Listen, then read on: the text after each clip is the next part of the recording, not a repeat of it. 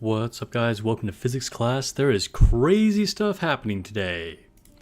We're going to be doing velvet testing live here on stream. I just did my polls earlier today, and we got collab news dropping, which was not expecting that at all. I even said in my Violet Polls video earlier today that we were getting a collab soon, but I didn't expect literally today to get the collab announced. Technically, it was not announced. It's another teaser image, but it was announced. So you can see from the thumbnail, you already saw it. I've never even heard of the anime that this is apparently the people are saying it is. Let me see. I already forgot the name of it too. If you haven't seen my post already, here it is. So yeah, Chorus Recoil. I have never heard of this. Apparently people recognize this flower, or the ribbon around it. I guess the ribbon around the flower is what gave it away. It's an anime that's seen one season. But yeah, is this something we should be excited about? Let me let's look it up. Let's look it up. No idea what this is. It's got schoolgirls or secret agent girls with guns. I don't know.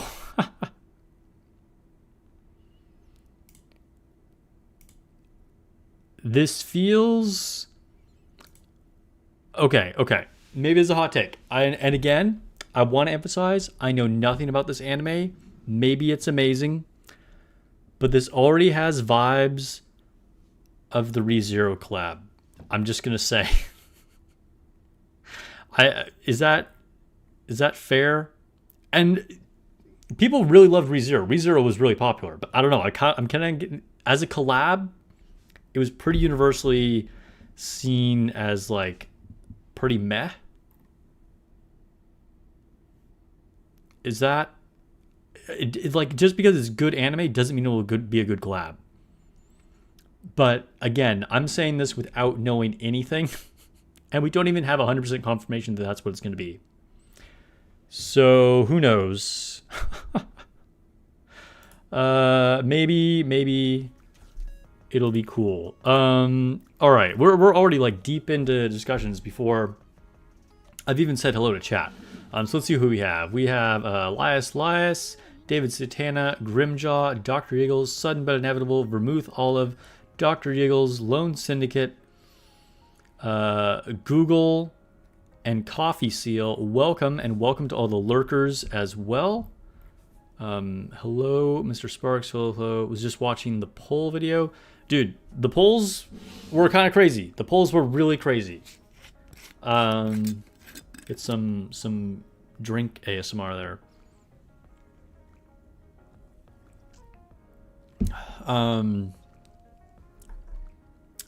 Yeah. If you haven't seen the video yet, I hope you guys have time to check it out, because it was unexpectedly kind of really crazy. Guess I can't say anything more than that without ruining it. You're almost late to physics class. Please don't assign extra homework. I'll let it slide this one time. I'll let it slide. Looking forward to testing.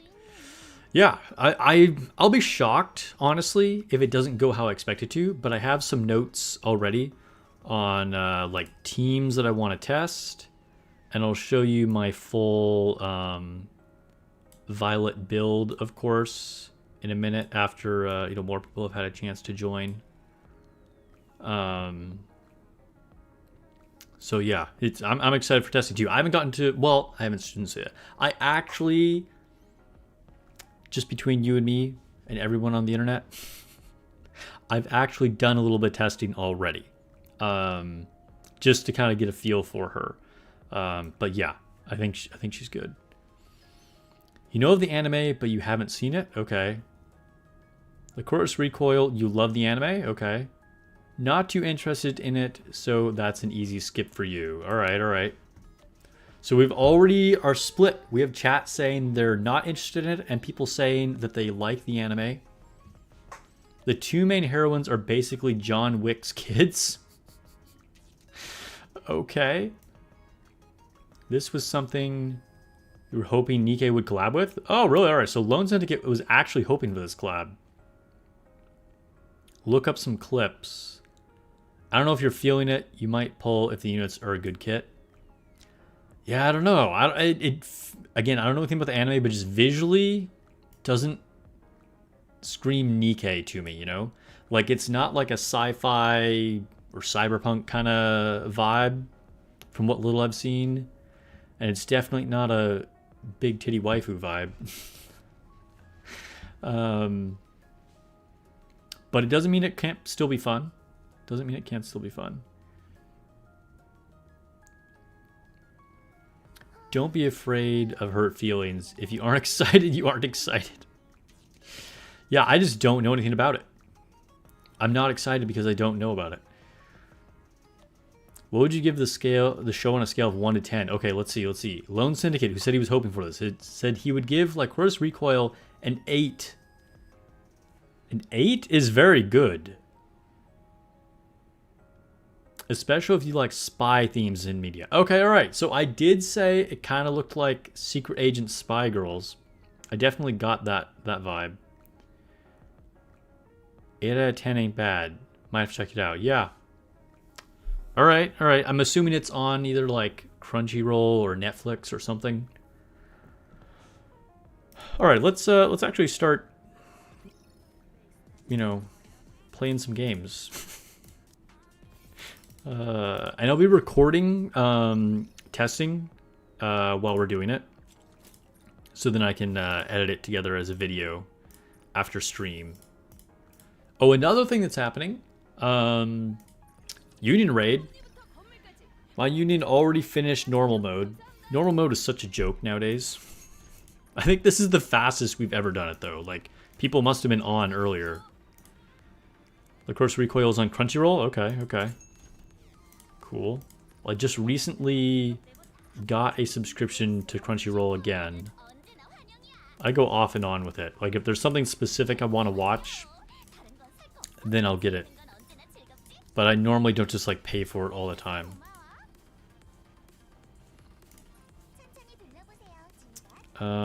Is there a small white on here that I want to buy? Small white? Oh, there is small white. Okay. Yes, I will take a copy of small white. I haven't bought anything with black tickets for a long time.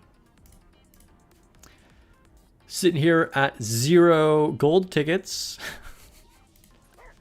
I don't even regret it. Not even slightly. Do I need to get these? No. Alright.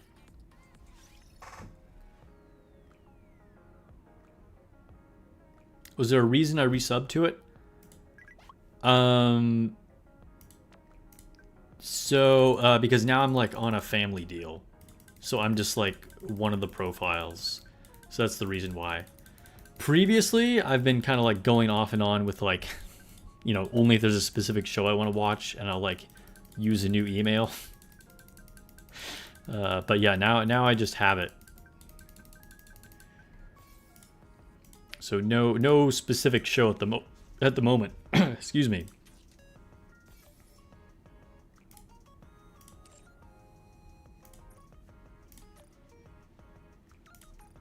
You don't regret buying 2 dupes of Velvet either. You're down to 200 gold tickets. Ooh, you had to buy 2 of them. I saw your comment.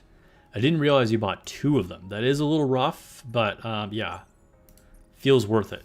And hopefully functionally turns out to be worth it. I'm pretty sure she will be. That said, like, probably only for certain people, but we'll talk about it.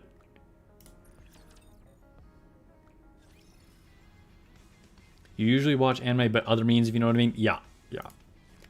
I mean, I think it's pretty universally understood that Crunchyroll sucks. This has been kind of a widely held opinion for a long time. Like, Crunchyroll is like a last resort for an anime fan, right? Like you're either someone who watches so much anime that you need to be able to see like everything, and then just like Crunchyroll has the most content, right? Or you're someone who just like can't find it anywhere else, and so then you get Crunchyroll. Or it's just bundled with maybe something else that you have.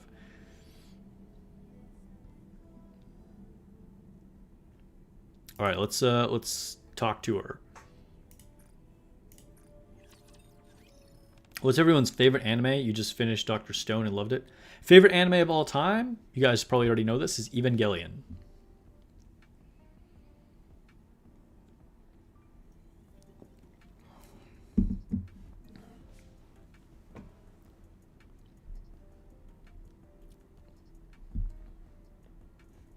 Other like slightly more modern ones that I like, but still old, would be like Psycho Pass, Vinland Saga, and a bunch of like more obscure things. Attack on Titan is another like major one that I liked.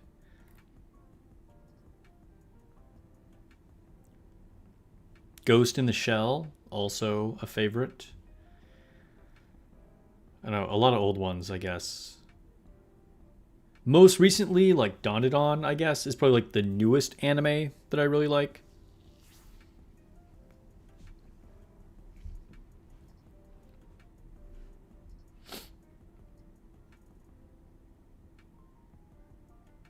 You got Velvet, interested to see how she stacks up before you invest? Yeah, we'll find out soon.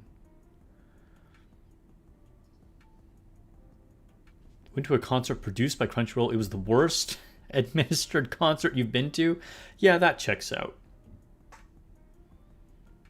You hate how Crunchyroll handles their gacha games? Yeah, it's known as a terrible gacha game publisher. And just terrible stuff in general. Like their dubs, how they treat their employees, the quality of the actual video player itself, how expensive it is, how bad their gacha games are, how generally disorganized things are, how it feels like their parent company Sony is ripping us off. Okay.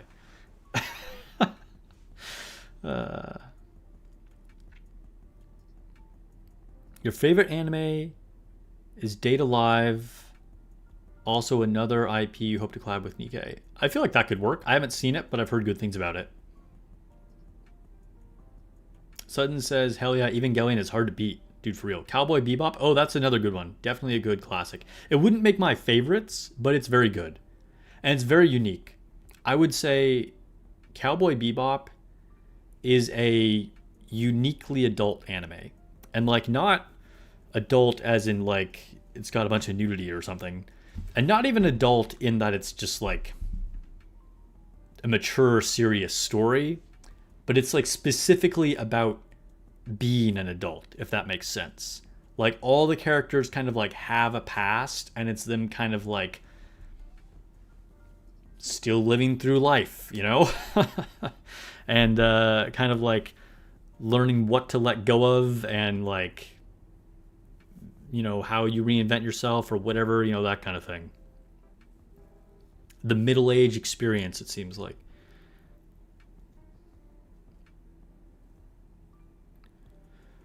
Just finished Vinland Saga 2. Dude, yeah, it was very good. It was very good. You want to see Hellsing? Heard nothing but good things. Dude, Hellsing is like an old one that I've always meant to watch and never have.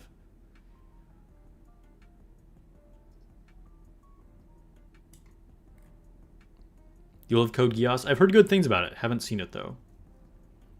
Outlaw Star is pretty good. What's up, Fangor? Welcome. One of your favorite anime is Monster. It's a...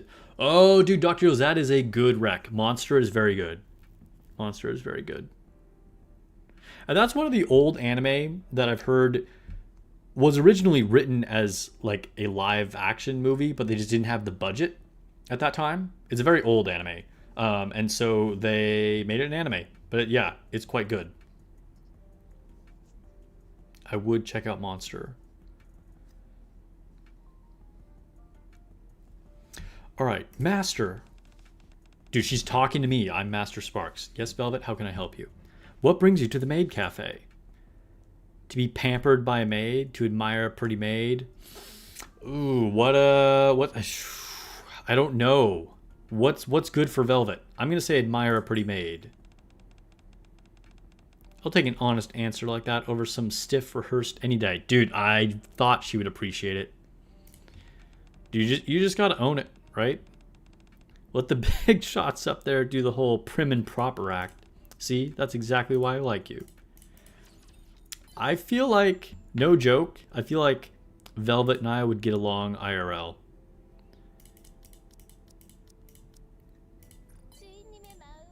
She gets some extra gifts for that. Alright, let's talk to one of my other favorite girls, Delta. Suddenly got all the copies of Delta.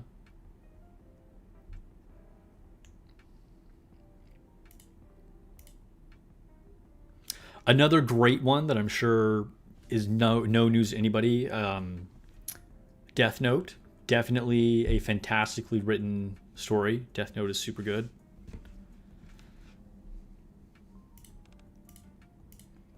Notice Delta sitting on her legs, tucked beneath her, eyes closed and fingers moving swiftly. Wait until Delta's finished, start a conversation. Wait until she's finished. I feel like she's gonna like do a jutsu on me.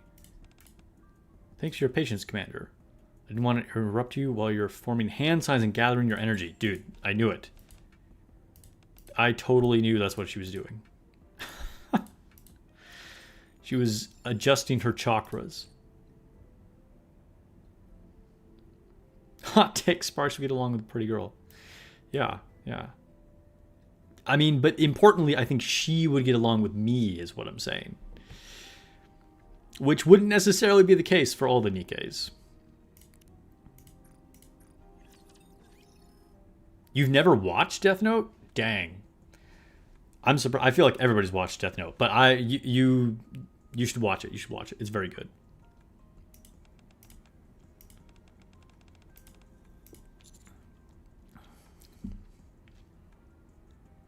I'd go on an outing with all of you.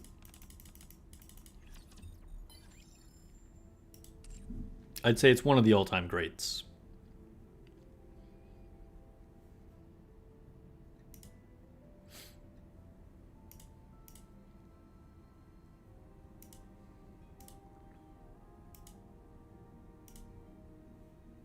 All right, who else am I talking to? Chime. You read the manga of Death Note? Oh, nice. Gotta give a shout out to Naruto as well. The fillers, the amount of fillers, how much it dragged on was absolutely criminal. And it's, you know, not the type of shonen anime I'm into like nowadays. But it's one of the all-time greats. Like at one point it was my favorite anime. Like the mainline story episodes of Naruto are really good, and I think it has some of the best fights in all of anime.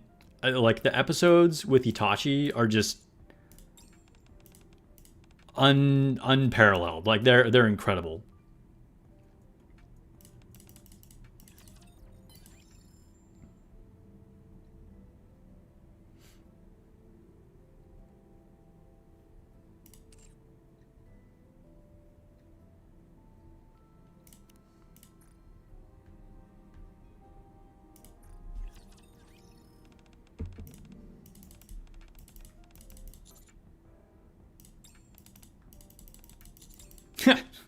Yeah, the potato chip scene definitely turned into a meme. It's like the epitome of just like dramatic stuff happening in anime that's like over the top, you know?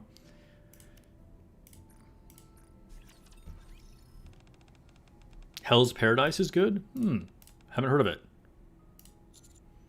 We're reclaiming what was ours originally. It gives us the strength to go on. I don't know, we'll say we're reclaiming. What? So you own it? Don't be ridiculous. There's no such thing as ownership in this world. Those with power steal, and those without power get stolen from. That's a typical response. But she should be able to appreciate the fact that we're trying to steal it back then. Like, if we're strong enough to take it, then we're strong enough. Yeah, Dr. Joe's, you lost interest in Naruto because of fillers. The fillers, some of them were abysmal, and some of them were like decent, but some of them were so bad and it went on so long. Like you really need, I would recommend just like find a playlist of like ones without the fillers and just like watch through that.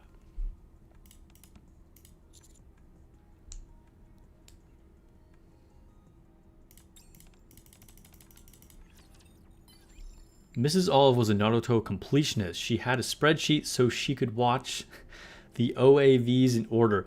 Wow, that's crazy. That is impressive.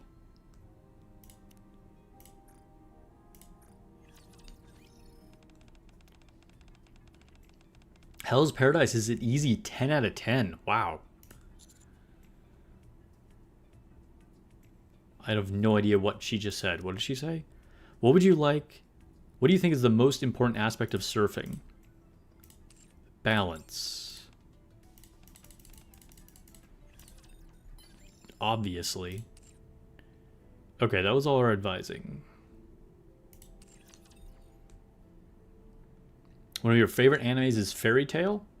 Another popular one. I haven't seen it, but a lot of people like Fairy Tail.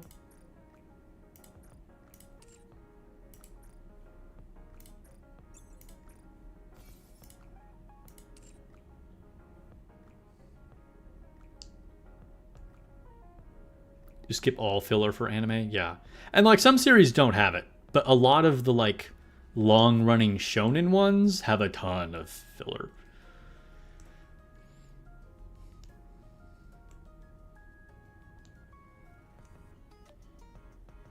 Mrs. Olive was into Shikamaru. I could see it. I could see it. I think he's probably a pretty attractive guy. He's smart. He's pretty cool. He wears like a fucking sheer fishnet top, so, you know, if you're into that, he's not trying to hide anything either. Let's see. Let's get water element. Your favorite of the OG shonens is Bleach? You know, I've actually never seen Bleach. I think because I was so into Naruto at the time, I just like didn't get into it. Another one that is crazy to a lot of people is that I've never watched Dragon Ball Z. Like, technically, I've seen a few episodes here and there, but, like, I really have not watched it. Is the new unit limited? No, it is not. She will be added to the main pool. The Netflix live action Death Note was comically bad. Oh, I bet. Dude, most of them are terrible. Like, the only one that I personally have enjoyed and is generally considered good on the internet is One Piece. I did MLB Velvet already. Yep. You can see the journey. I have a poll video. If you watch it on YouTube, Rocky. It was kind of a wild polling session. Honestly, I kind of like her standing pose better. Especially after we get the bunny outfit.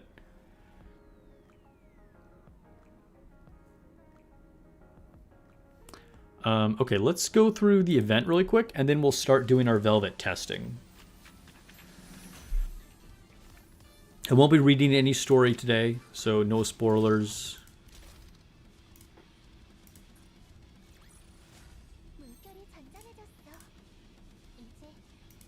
Dude, like the Yu Yu Hakusho live action one was also super bad.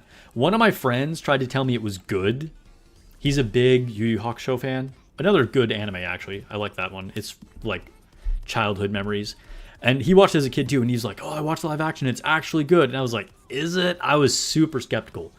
But he was really adamant about the fact that it was actually good. Let me turn on a light really quick. Did that even change anything?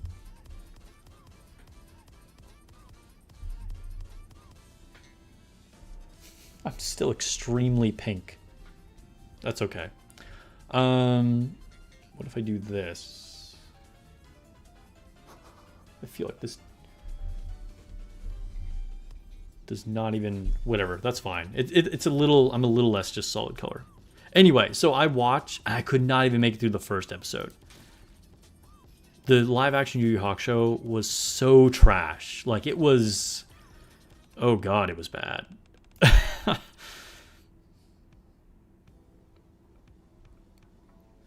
You liked Apothecary Diaries way more than you expected. That sounds really familiar. What is that? Have I seen that? Let me see. Apothecary Diaries.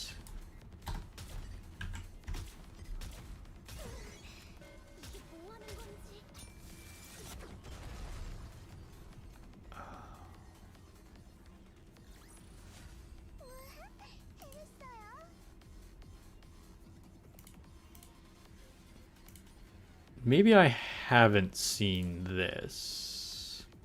This reminds me of one that was interesting, though.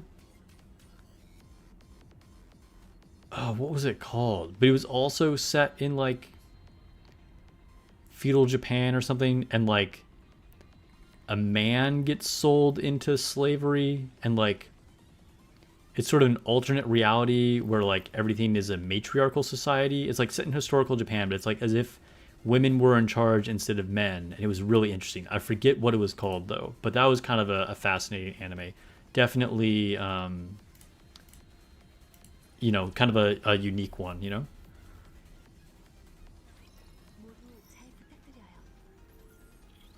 You like the Prince of Tennis? I've heard good things about it, too.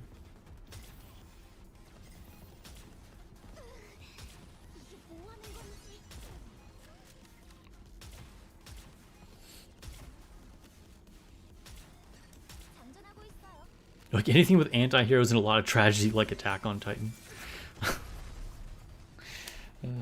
Well, there are a lot of those. There definitely are a lot of those.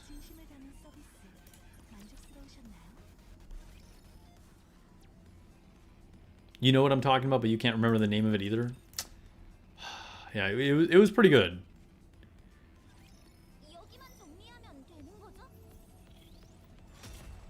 Not anime, but am I looking forward to tonight's guild/world auction sparks?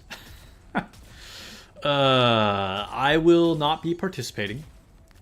I pulled for the Lady of the Lake quite a bit, so I need to save my resources. Another big thing, dude, there's so many things happening. But yeah, we will hopefully get to some Dragon Traveler later on in the stream, and I can flex some new stuff that I have over there. She's really good. Again, we'll talk about it more when we get to her, but just if you made the Sanctum team with Gabrielle, or you made the red team with Ifrit, either way, you should pull for her. She's very good.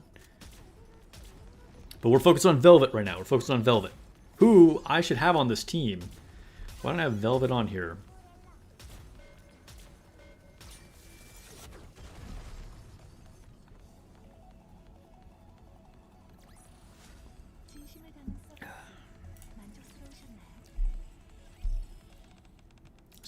Skippity skip. I'll go back and watch it. I kind of want to see the Velvet story.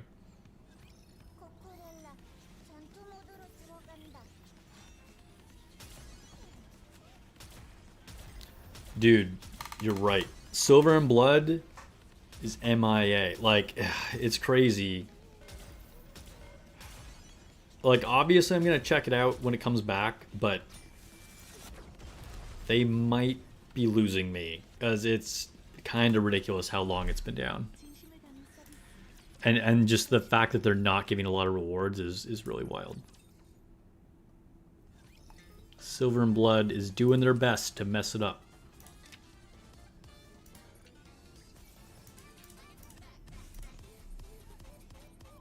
Alright, to the shop.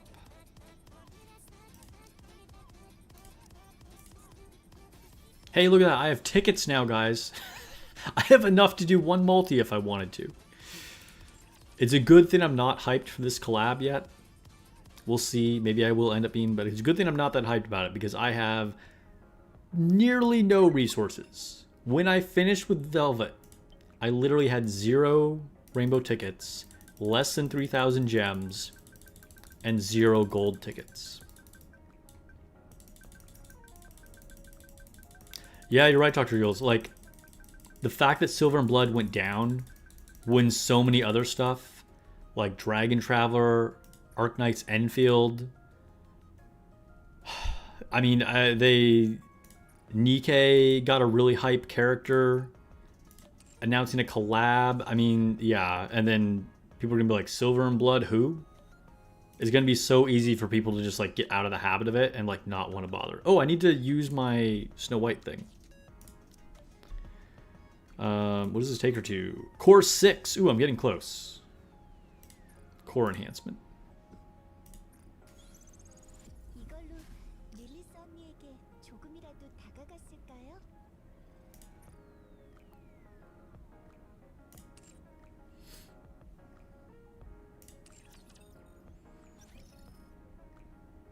What's going on with Silver and Blood? It's down.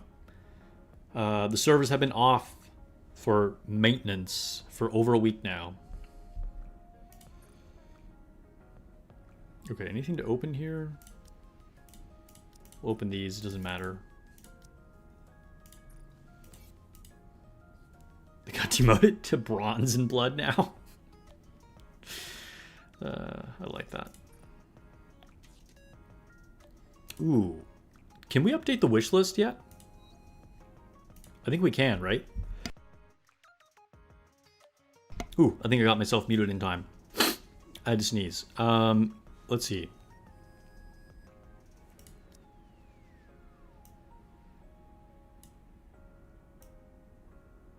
Oh, yep. Okay, cool. So we'll put label on, I guess, instead of anchor. And then obviously I'm going to add Snow White. And I guess, who do I take off to add Snow White heavy arms? That's actually tough because I want to get max limit break of these.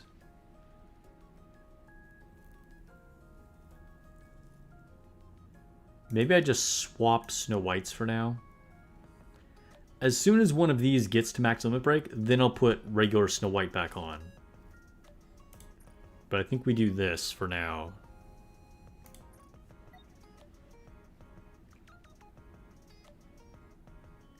You know what? We're here. I feel like gambling more. Let's do a poll. Let's do it. Spontaneous multi-poll.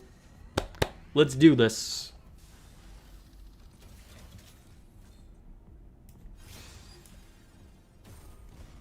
Didn't give me shit.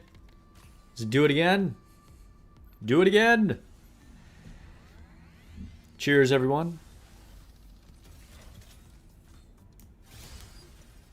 Hey, there we go. Shout out to all my Canadians. Missless. Ugh, trash. Flora. Alright, well, I think that at least that takes her to max limit break now. What does my wish list look like? Yeah, that'll take her to max limit break. Okay. So I can take her off and add who? That takes me to max limit break on every single Missless character except for Ein. Maybe I'll add Jackal? Yeah, we'll add Jackal.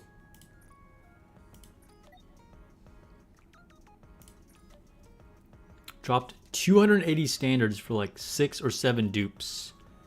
Dang.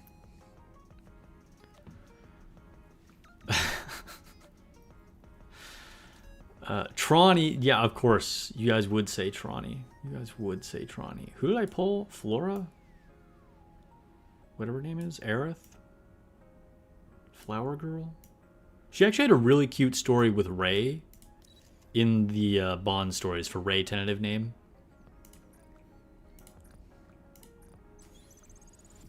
It was a very, very appropriate storyline. I liked it. She's cute. I don't hate this character. It's just, like, I don't use her, so she's not exciting, you know? Okay. So let's get rid of these notifications. And then we'll get ready for testing.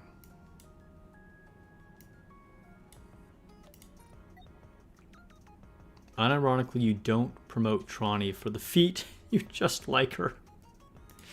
That's what they all say. I mean, in all seriousness, I get it. Like, Tronny is a good character. And, like, her stories with Eleg were, like, pretty interesting and kind of tragic and well done. I really don't hate Trani. Like, does her feet on the keyboard kind of gross me out? Yeah, but like I don't hate Trani. That's exactly what a feet promoter would say.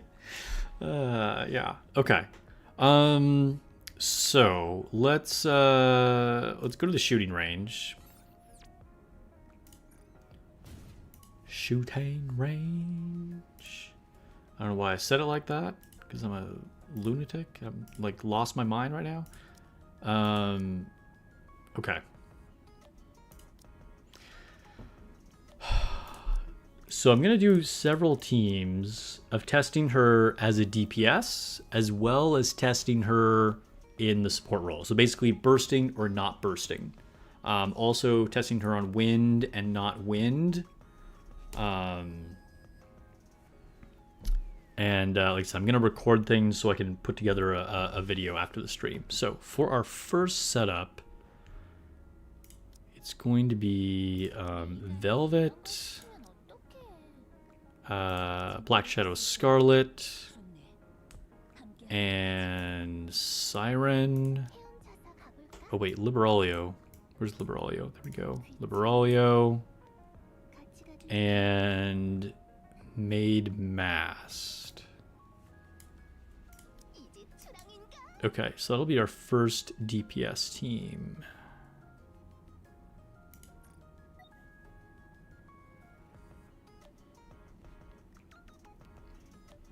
Okay, and I'm going to record this a little bit differently. I'm actually going to do the intro last, so I can give a little preview at the beginning of the video. It's a little behind the scenes on how we make good YouTube videos, okay?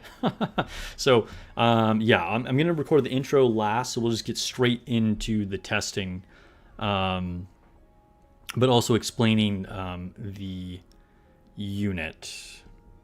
All right.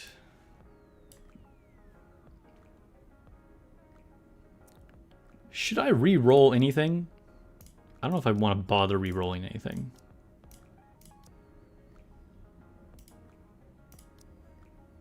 We're not going to re-roll anything. We're just going to leave it. Okay. Oh, whoop. Got to go over here to record.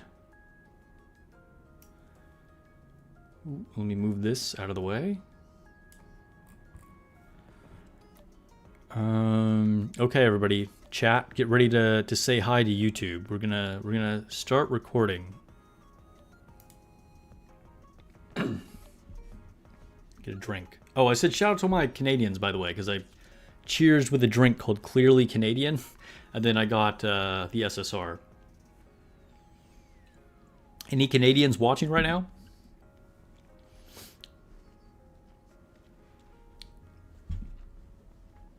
Okay. So I'll have done the intro, and then we'll come in to look at Velvet. So let me show you what my Velvet is built like, what I have leveled up, and what kind of her gear looks like, and stuff like that. So you can see that I have invested in her quite a bit. I have her at max limit break. I have her affection here at 21, so we're getting up there, but not quite maxed out, of course. And then I have everything overloaded and everything up to 2.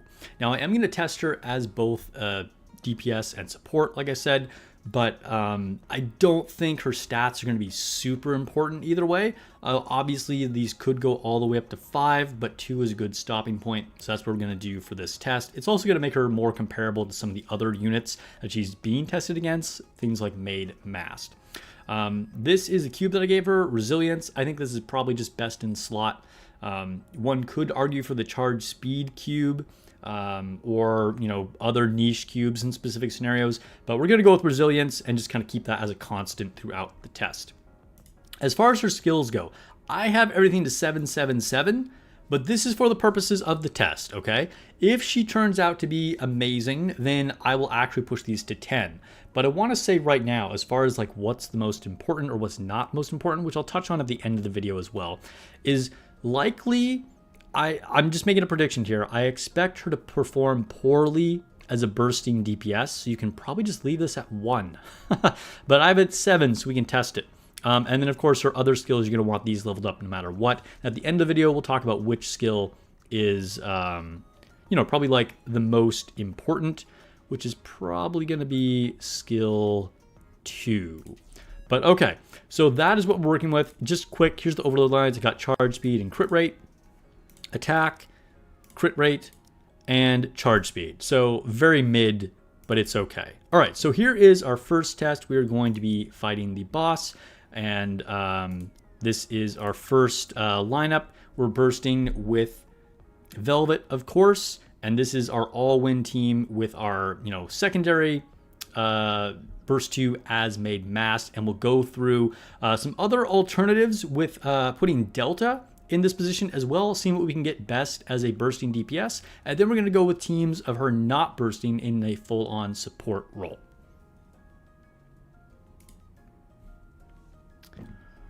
All right, so now let's actually go into the shooting range.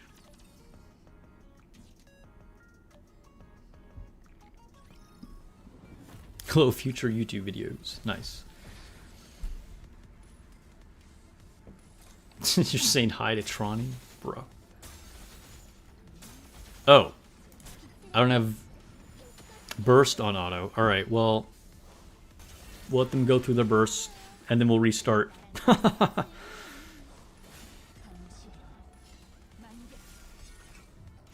We'll just let Liberalio burst too, actually.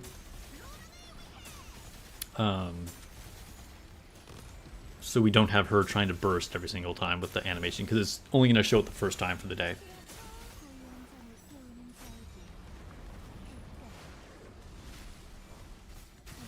Okay, so let's retry.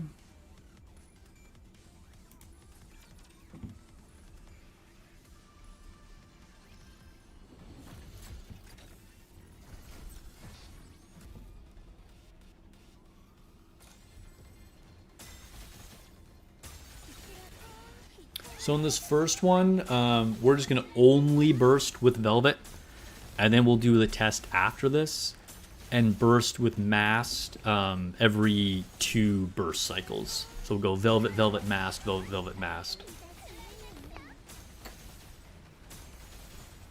Behind the scenes bloopers, that's right.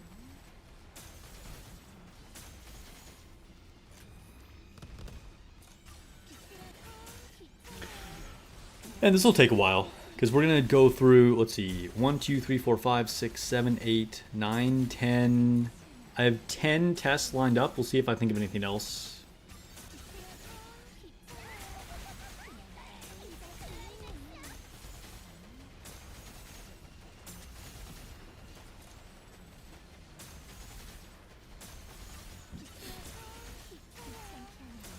This will be our baseline.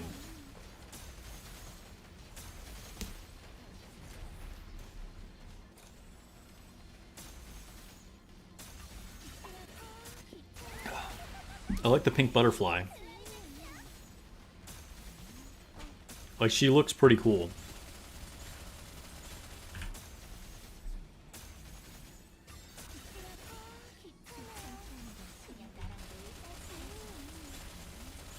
Got her ammo count over here. Do you think that ammo counts for Siren? That's like not real ammo, so it probably doesn't, right? 10 tests was his physics class? Yeah, who could have imagined this? Oh my god.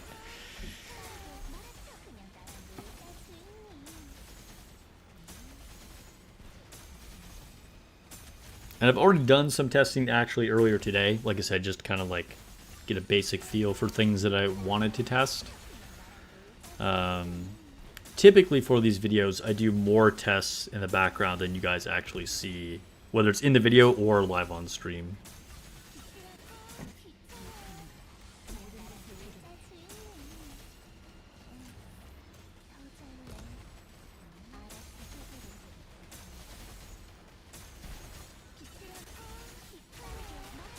The ammo count does count. You saw a GP tweet pointed out for Siren.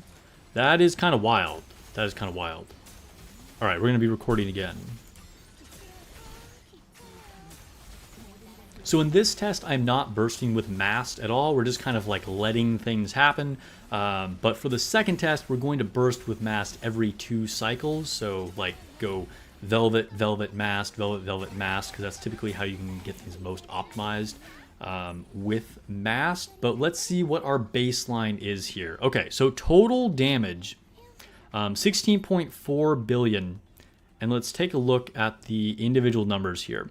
So 1.7 from Velvet herself, and we're getting 5.3, 5.9, 1.3, and obviously very little from Mast. Okay, so I'm going to record these numbers, and then we're going to take a look at what she does with bursting with Mast every 2 times.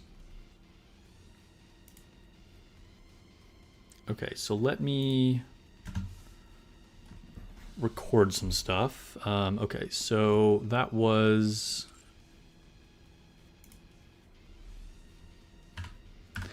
16.438. And then let's look specifically. Velvet did 1.765. SBS 5.371.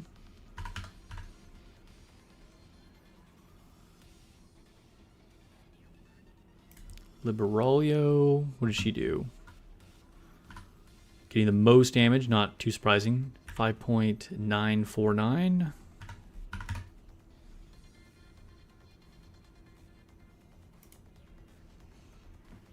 Siren did 3.133. Okay.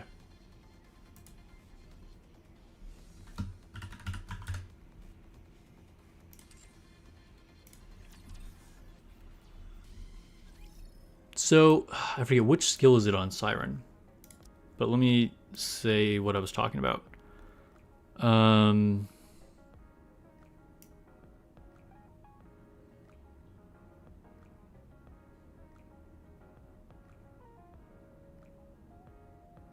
Yeah, activates each time the total ammo expended by allies reaches 500, affects a random enemy. Bubble Barrage deals 85% of final attack as damage. So her bursting is really going to benefit Siren. We'll probably see a difference here when we switch to her in a support role. Okay, so I need to point that out in the video.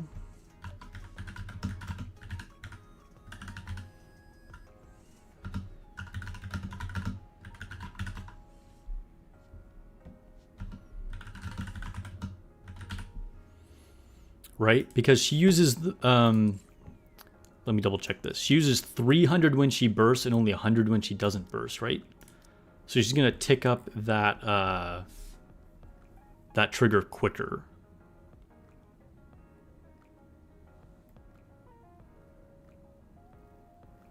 Let's see, full charge during burst.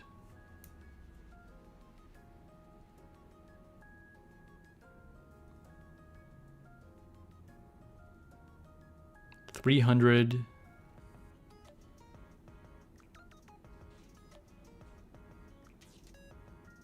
Well, I guess she takes 300 either way, right? So if she's attacking with full charge, so she's not bursting, she'll take 300 rounds every time she does full charge. Versus after 50 rounds,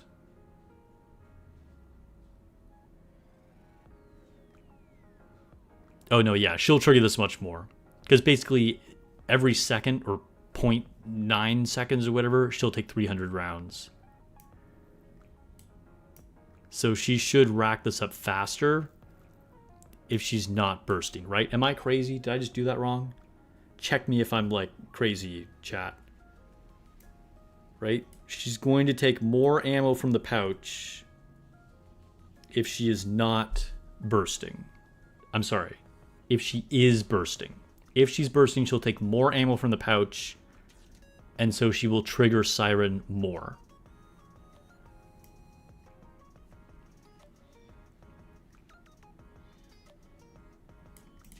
Yeah. Okay, so we're going to do the same thing, but now doing every other burst with mast.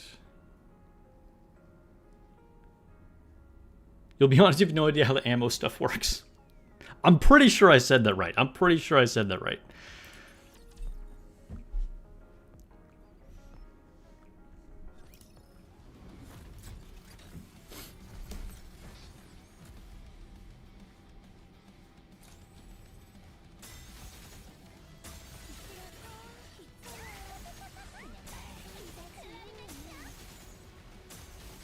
All right, I gotta track this. So we burst once with Velvet.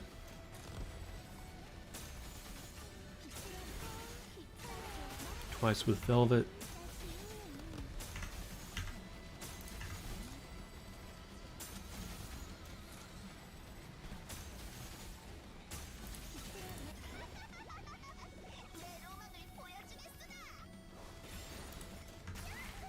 Okay. Once with mast.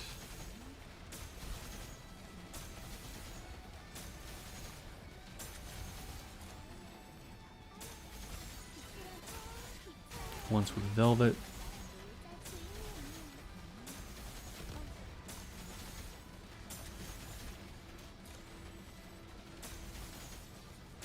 Twice with Velvet.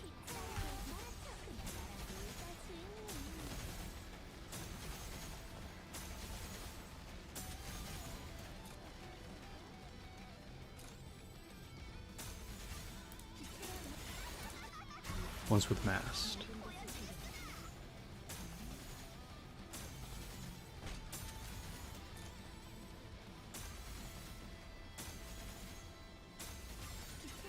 Once with Velvet.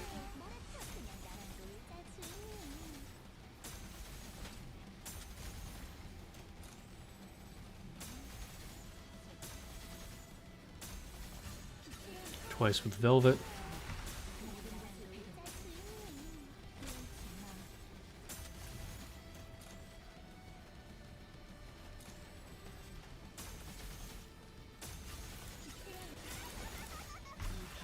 Once with mast.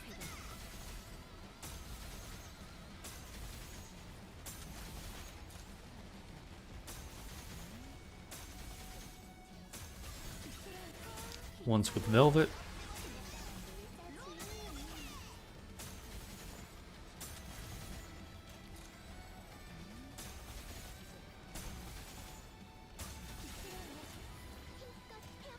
Twice with Velvet. And this should be the last one with mast.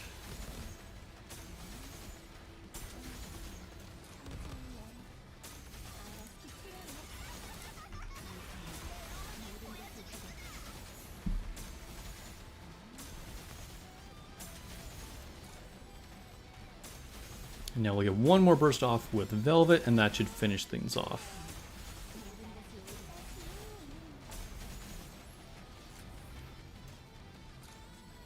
So this is our last burst cycle. We are finishing off with a burst with Velvet, but I did every 2 Velvets, then I did a mast. Oh, we got in one last one with Velvet there. Okay. So let's see what we got here. So damage did go up as expected. So previously we did 16.438 billion. So we went up by basically 1.5 billion damage here, which is not surprising at all. But, you know, maybe if Velvet's burst was good enough, she could make up for, you know, never bursting with mast. But typically you do want mast to burst every 2 in normal comps. So that is holding true here with Velvet.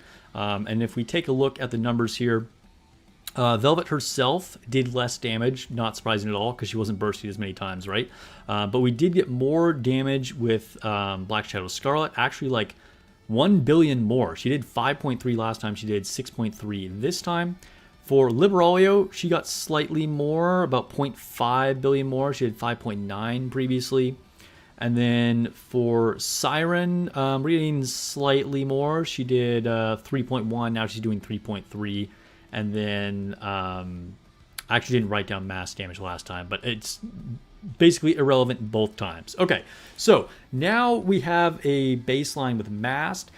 I expect this to be the best DPS setup, but now we're going to test her using Delta. because I like Delta, and Delta can make it into like niche teams sometimes with the damage up. So I want to try using her instead of Mask to see, again, what is Velvet's DPS bursting potential. Okay.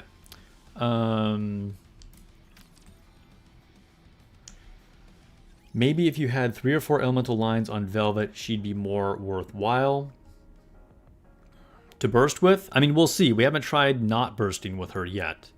But yeah.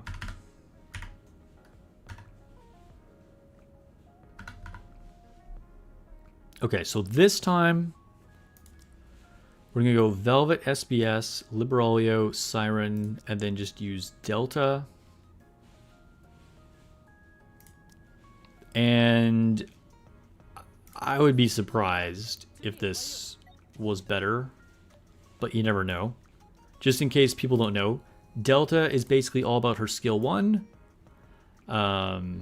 because you get the damage taken up on the enemy. Damage taken up.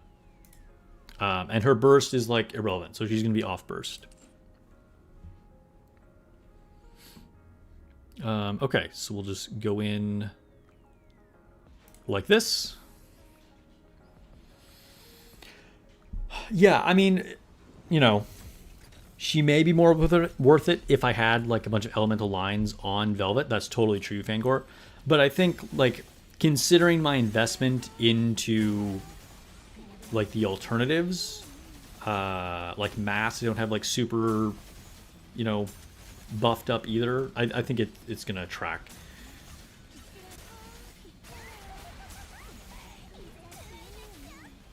Hi, I'm using Siren Burst 1, Nayuta Burst 2, Snow White Heavy Arms Burst 3, Helm Treasure Burst 3, and Velvet as Burst 2 buffer, and it's amazing. You can literally use the Burst 3 with a charge mechanic. Yes, you should be able to use any Burst 3 with a charge mechanic. In fact, towards the end of our testing, I do want to do some testing with Snow White Heavy Arms.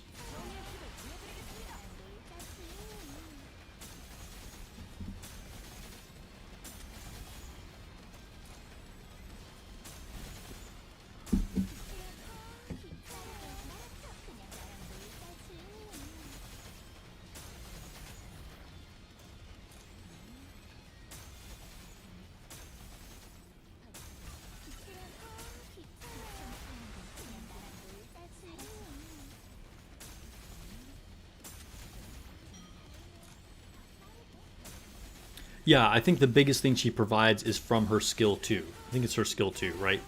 Which we're going to see with her being off burst, which I think is really going to be the way to go if things go the way I predicted it in my skill analysis.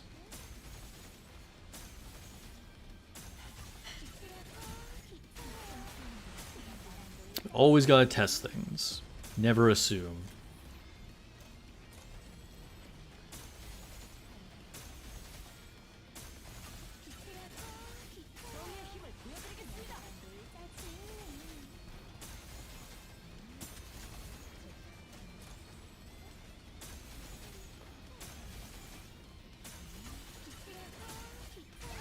Yeah, it's a completely different kit, Fangor, exactly.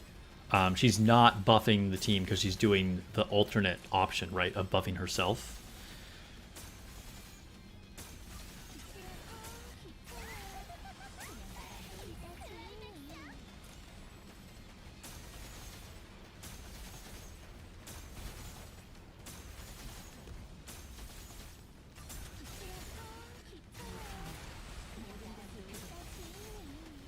Well, this is looking significantly worse, which is not terribly surprising. I had to give my girl a shot. Like, maybe Delta would make it work. Alright, I'm going to record again.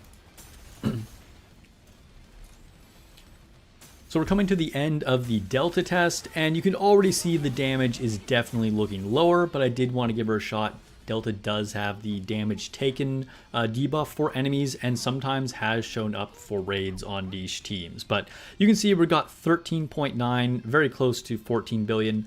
But that would still be 2.5 billion less than our first setup and almost 4 billion less than with the optimized alternating mass burst setup.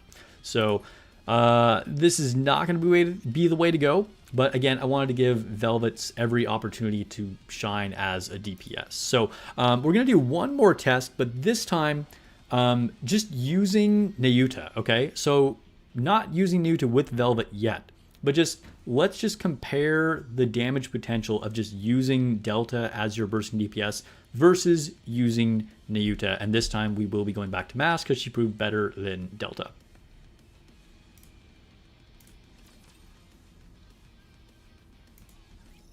Okay, so 13.9.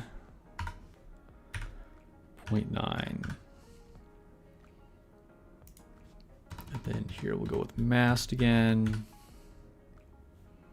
Okay, so we're going to take off Velvet. And just how does she stack up like this? I'm assuming she's going to get crushed.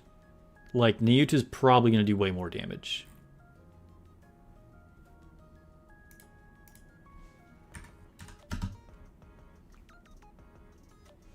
And I'm going to have to alternate massed bursts again.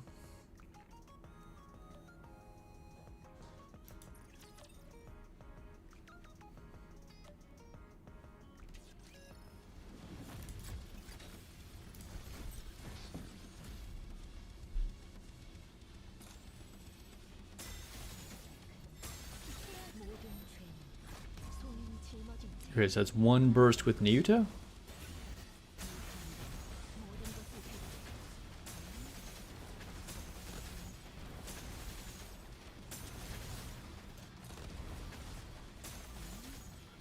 Two bursts with nikke, which honestly, maybe we don't even burst with Mast. I don't think we want to, actually. Oh, yeah, Fangor literally just said it as I just kind of had the realization myself. I was like, I don't even think I need to burst with Mast. And you guys are on it, too. Thank you. And the reason for that is because nikke just puts out so much damage. You don't need to worry about it. Because you're just going to need more benefits from the giant hands slamming down on the ground. Because really Mast is very filler in this comp, although this was like the premier like win team in a lot of ways. You can just like let Mast go for the ride more or less.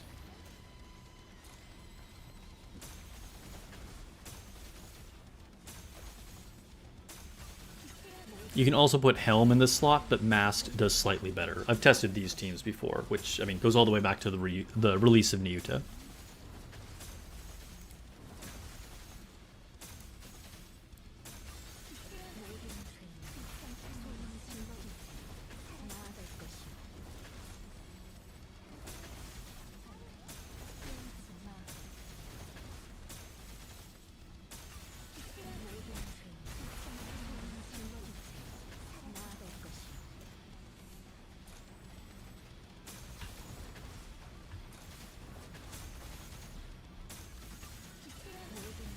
Dude, I love the like black and white effect on her when she's bursting. It's crazy. It looks like the world is ending. Like a nuke just went off. Hey, welcome to all the lurkers, those that are just joining the stream. We are doing some testing with Velvet.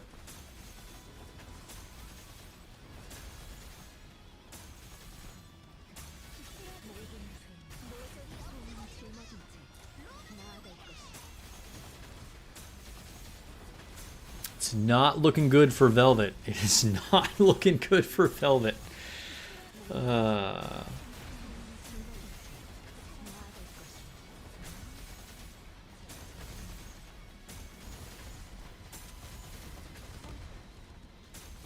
Which, again, this is predictable. Okay.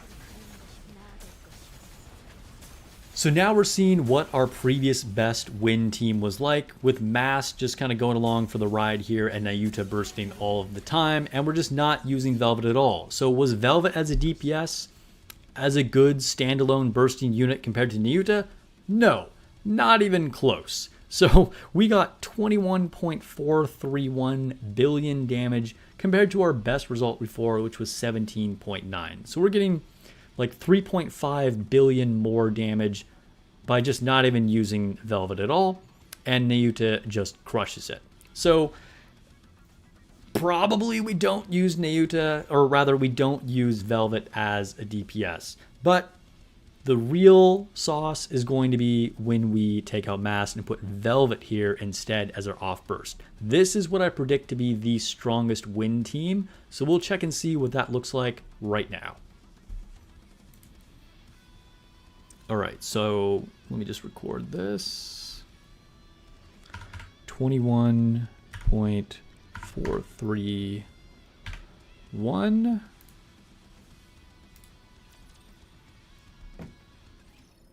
Am I going to get Velvet's bunny skin? Yes, 100%. It's unfortunate that they're manipulating me to spend more money. But yes, that's the whole reason for me to get Velvet. From like a non-power perspective, obviously. I think she's just a good unit. But yeah, if she just had this skin, I wouldn't be that excited about her from a design perspective. But her original bunny skin is peak. I tried Mass, Delta, and Helm before. Velvet dropped and Masked was much better. Yeah, makes sense. Okay. So let's do our little interlude here explaining Siren's interaction. Actually, before we do this test, I do want to point out one thing about Siren, okay? So if we take a look at her skills, it's in her skill 2, if I remember correctly. Yes. So right here, Siren has an ability that says activates each time the total ammo expended by allies reaches 500. Affects random enemy. Deals 85% of final attack as damage, attack sequentially 10 times. So this can be quite a bit of damage and is one of the reasons why Siren can actually be a pretty good sub DPS. Now, if we look at Velvet's skills, if we go to her skill 2, if she's attacking with full charge, in other words, if she's not bursting, she will take out 300 rounds every time she hits with a full charge. Versus if she's bursting, she then has the MG, right? Every 50 rounds, she's going to take out 300 ammo. So she's going to rack up this ammo consumption way more often, triggering Siren a lot, okay? So assuming her like ammo stash counts as real ammo, which rumor is that it is, it should trigger Siren's skill 2 a lot more. So even if Velvet isn't actually doing more DPS, when she is a DPS, she could still be turning Siren into a better DPS. So there's like some push-pull there. So we'll see if this team overall has better damage, which I suspect it will, but we may see Siren's individual damage go down because of that interaction. So let's see. All right, so let's go into the shooting range. We'll see if that theory holds true. I'm kind of interested in this because I wouldn't have initially thought that it would count as ammo consumption because it's like not real ammo, you know what I mean? It's more of just like a buff tracker.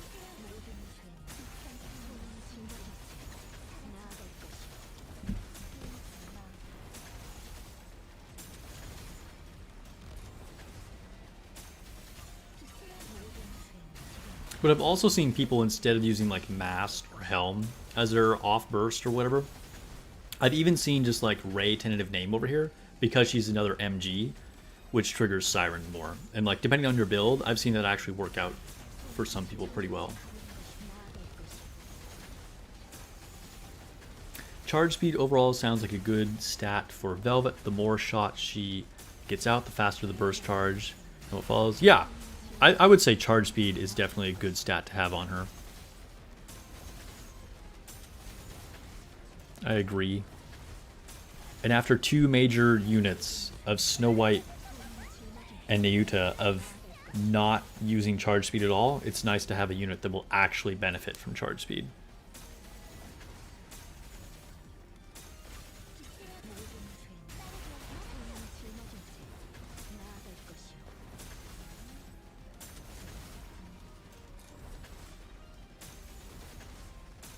Oh boy, we're already almost up to 10 billion.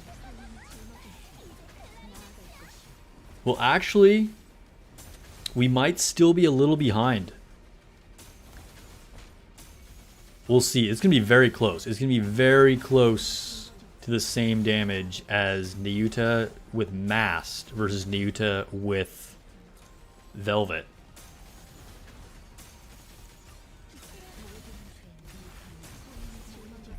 This is going to be super close.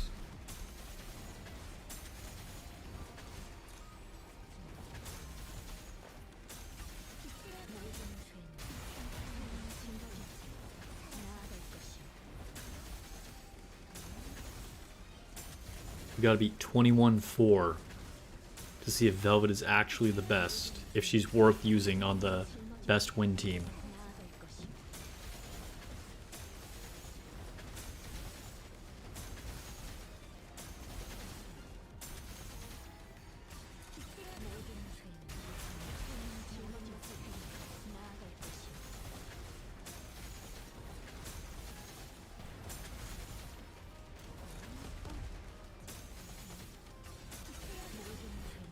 I think we're going to get there. It's going to be better, but not a lot better.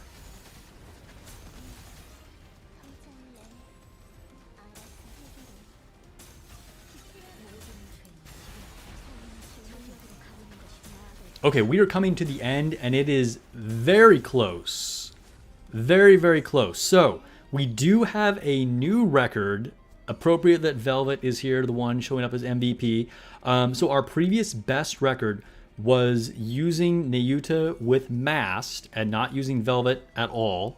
And now we are using Velvet instead of Mast, and we have done almost exactly 1 billion more, or about 4 to 5% better. So again, it was 21.4, now we're getting 22.49. And we'll take a look at our individual stats. So Nikke doing 3.8, Black Shadow Scarlet doing 7.2. That is definitely the most we have seen Black Shadow Scarlet do by far. Also the most we have seen Libralio do, definitely. Now Siren predictably does go down.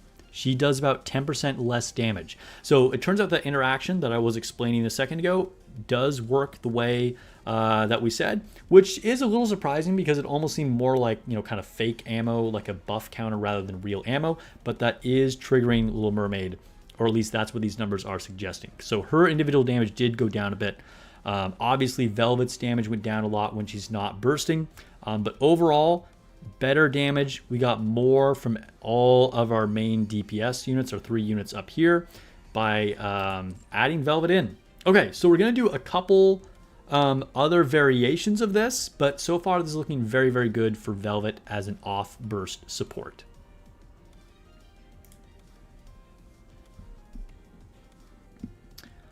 Let's see, Nightcrawler says, hello, should I build her support or DPS? Not burst or burst? Well, I think we just answered your question.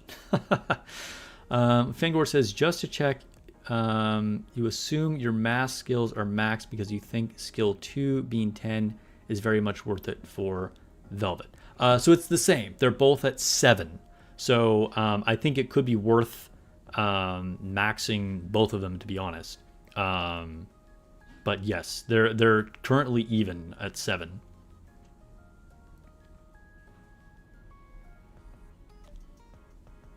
Okay, so this was 22.5.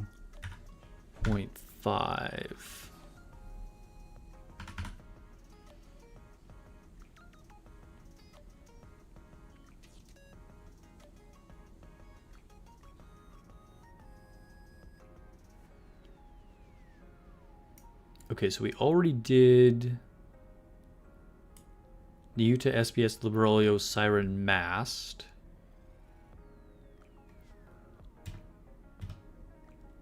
So now Do you think it's worth testing Crown in here?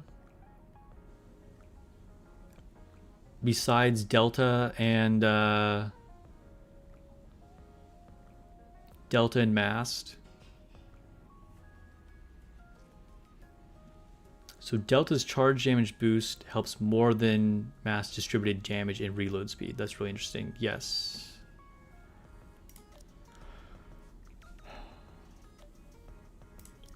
Like, I don't even think anybody would even do this. Is this worth testing? Like, no one's making this team, right? Like, maybe this would end up being slightly higher damage, but you're just missing out on a ton of potential from Crown. So I don't really think that's worth doing.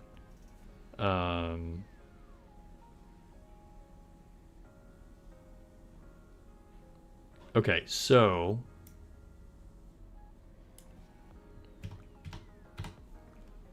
let's try a non-wind setup. Oh, so actually, I gotta put a unit in here. Sorry. So let's see. I want to do a team that I was using in tower to push high deficit tower stages quite a bit. So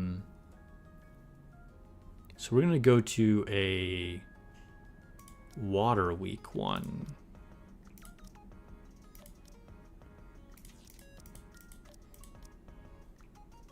Question: in solar raid situations, would it be a good idea to put that many wind units on one team? Well, we'll talk about it a little bit at the conclusion part of the video, but possibly. It depends on what units come out. It just depends on how you have to form your other teams. It's really hard to say. But, you know, it's very possible that she does end up being a DPS just on her own team. But Liberaglio and Scarlet already typically go together. And then it's possible you do like a Siren, Nayuta, Velvet team. Who knows? Who knows? I think... Let's see, what does Fangor say? Probably not. Nayuta can go separately on a Miranda team. Liberally SBS go on the Pirate Maids. Yeah, so like I said, they go together. And then Oscar Ray could go with Crown, Delta, Siren, etc. Velvet would be on a team 4. Yeah. I think, again, I'll talk about this more in the conclusion of the video, but I think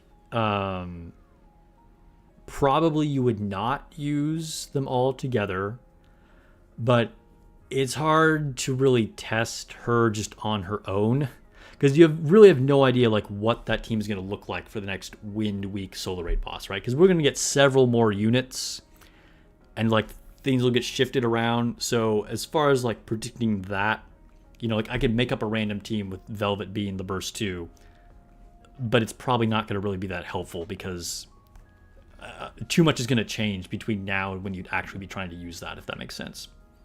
Anyway, so I wanted to make this team that I was saying I was using in high deficit Tribe Tower. And so I was using... geez, why can't I find her? Oh, because I'm not scrolled up enough. I was using Cinderella, and then Rouge, and Snow White Heavy Arms, and then Crown, and Helm. And this is probably going to be really unfair to Velvet, but we're going to try taking out Helm and putting in Velvet instead. Oh, I shouldn't do a Water Weak one because that's going to give more advantage to Helm. Okay, so I better just do like a neutral one. Something that's weak to fire. So we have no fire units. Okay, so let's do that again. Cinderella, Rouge, Snow White, Crown, Helm. Okay.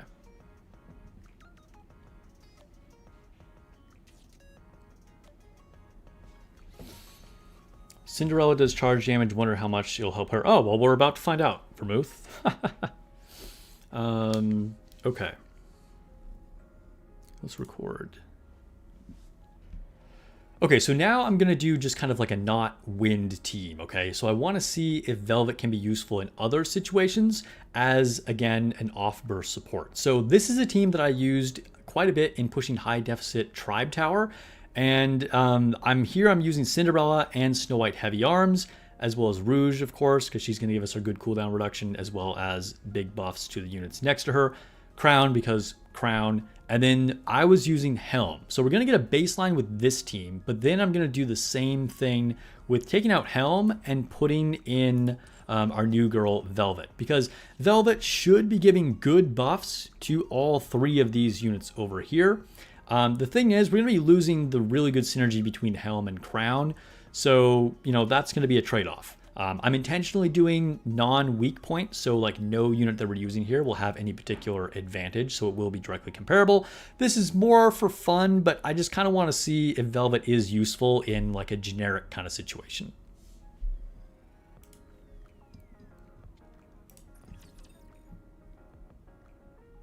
Your Velvet beat Helm on Cinderella? Wow, really? Chopper is reporting that he did a similar test apparently, and Velvet actually beat it. We'll see.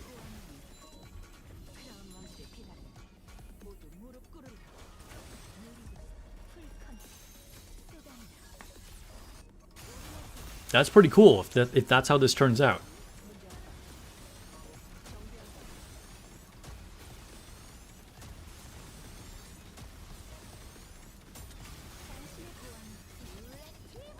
You did Bunny Aid instead of Crown, though? Okay. So Bunny Aid, that makes a little more sense because you weren't losing the advantage of Helm Crown synergy. But still, that's pretty cool. We'll see. We'll see.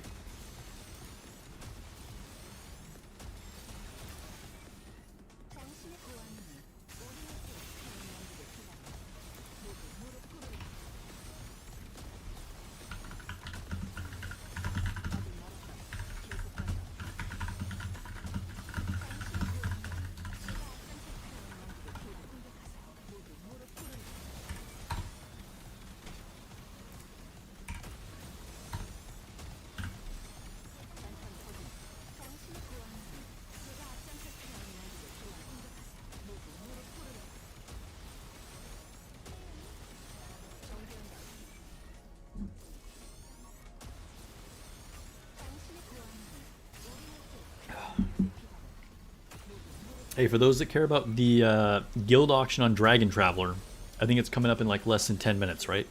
If I remember correctly. Either way, reminder on that.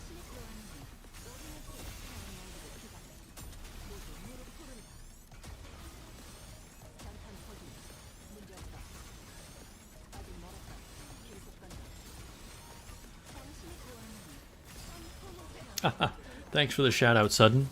He says, don't forget to like and subscribe, test video watchers. Thank you, thank you. Listen to this man.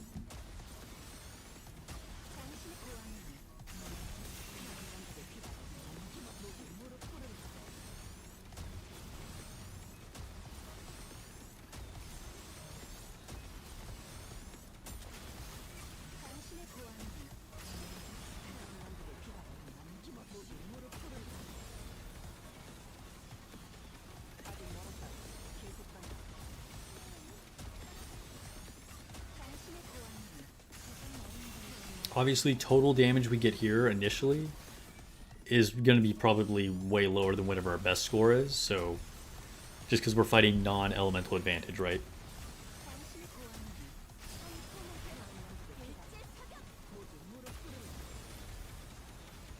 But we'll just be comparing between the two.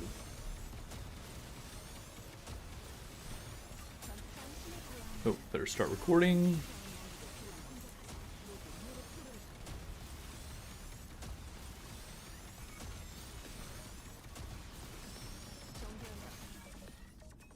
So this is going to be our baseline. We are getting the incredibly powerful interaction of Helm and Crown. So we'll see what we get. All right, obviously our total damage is way lower than my best damage here because we're fighting a non-elemental advantage kind of situation.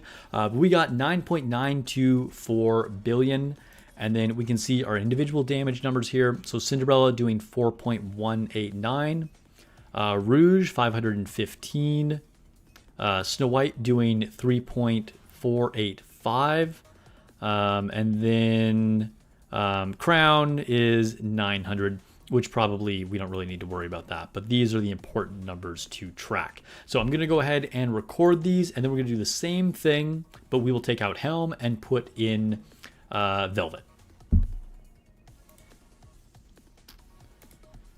All right, so we did 9.924. Then let's see, Cinderella, 4.189, Rouge, 515, Snow White, 3.485. And I guess we can record it for Crown too, just because. 903.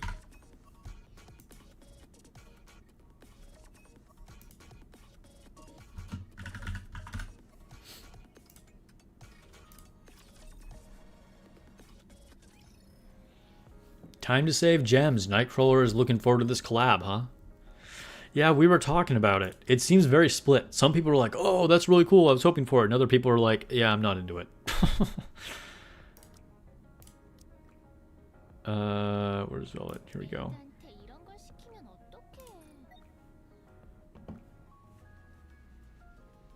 Right.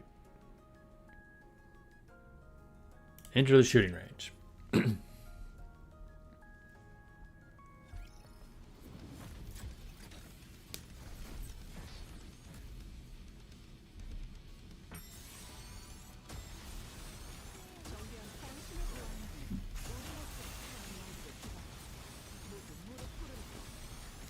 I feel like Helm has to win this, right? I mean, Velvet did turn out to be a better buffer than Mast. But, like, the Helm Crown synergy is just too good, right? I feel like once you start introducing Crown into the situation, it's just like a different ball game. But in theory, she should be buffing all three of these units. The problem is, I think the buff to Snow White is going to be pretty negligible. Because we've talked about this before. Charge damage up for Snow White is like, it doesn't really matter, right? It's just good on, you know, some of the other units like Black Shadow, Scarlet, and Nayuta, who have very low charge damage already, but higher like actual attack value, if that makes sense. But like Snow White has over 500 charge damage, so I don't expect this to be like super beneficial.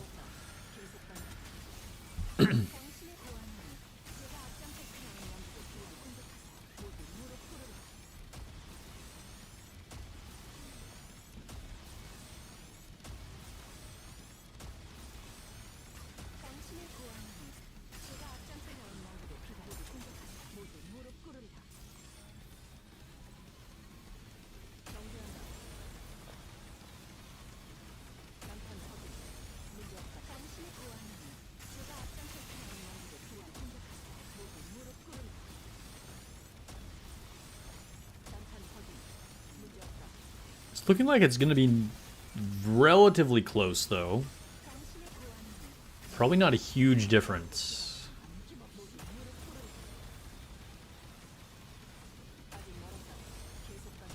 Gotta go lose the guild auction.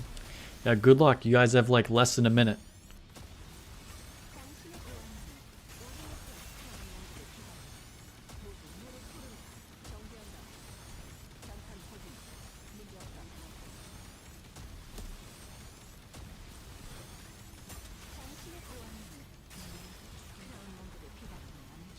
Dude, I think the damage is actually going to be really close. We're in the last 10 seconds of the test with Velvet, and I think this is actually going to be extremely close to Helm's damage. It is less. It's almost certainly less. Yeah, okay. But it was closer than I thought. We did like 10% damage here. So our previous total damage was 9.9. This time we did 8.9 billion. So very, very close in overall damage, which is impressive, because I would also like to point out that my Velvet is not maxed out. All of her skills, remember, are level 7, whereas Helm is all on 10. I also have Helm at core 7. Velvet is only max limit break. And although I think the differences are very negligible by optimizing overload lines for Velvet, she doesn't really have optimized lines on her right now either. So that could all come up to a cumulative effect of potentially getting like 10% more damage. So the fact that she is doing very close to the amount right now is very impressive. Now, can I say Velvet is the best buffer for like a generic, charge damage kind of team? Because in theory, she's going to buff anybody with a rocket launcher or a sniper rifle. And this is one that I have found to work well. And I think this is relatively impressive, to actually get that close to basically the best combo in the game, and will potentially get even better. So as far as individual damage numbers go, Cinderella previously with Helm did 4.1 billion, and we're doing 3.8. Rouge did 515,000. She actually went up slightly, so actually benefiting from Velvet's buff a little bit more, doing 5.71 or 571 versus 515, although that could just be variance. Snow White in the last test was doing 3.4, almost 3.5, and this time she's only doing 3.277, so went slightly down there. And then Crown herself, of course, was doing more damage because she would have been benefiting from Mast, but basically gets nothing from Velvet. So she previously did 900, and this time she's only doing 777. And then, of course, Velvet is doing less damage, but pretty similar actually than Helm herself. So interesting results. I think Velvet is a very good character. But what did we actually learn here? Let's talk about it, because she did very well in a lot of ways. But is she worth it? Is she actually worth going all in like I did? Take a step back. Do we use her as a DPS or a support? In other words, on burst or off burst? I think it's pretty clear that she needs to be off burst, okay? The numbers don't lie. We got a lot better damage with her not bursting. And she does, even despite some interesting interactions with Siren and things like that, but she definitely seems to do extremely well and is now the premier unit to have on the best wind team. What else? What skills are important? Well, if you're not using her to burst, that means you cannot waste any skill materials on her burst. For testing purposes, I got this up to level 7, but honestly, you could just leave it at level 1 and not even worry about it. Don't touch it, right? And then you save a lot of resources. So this is definitely the least important.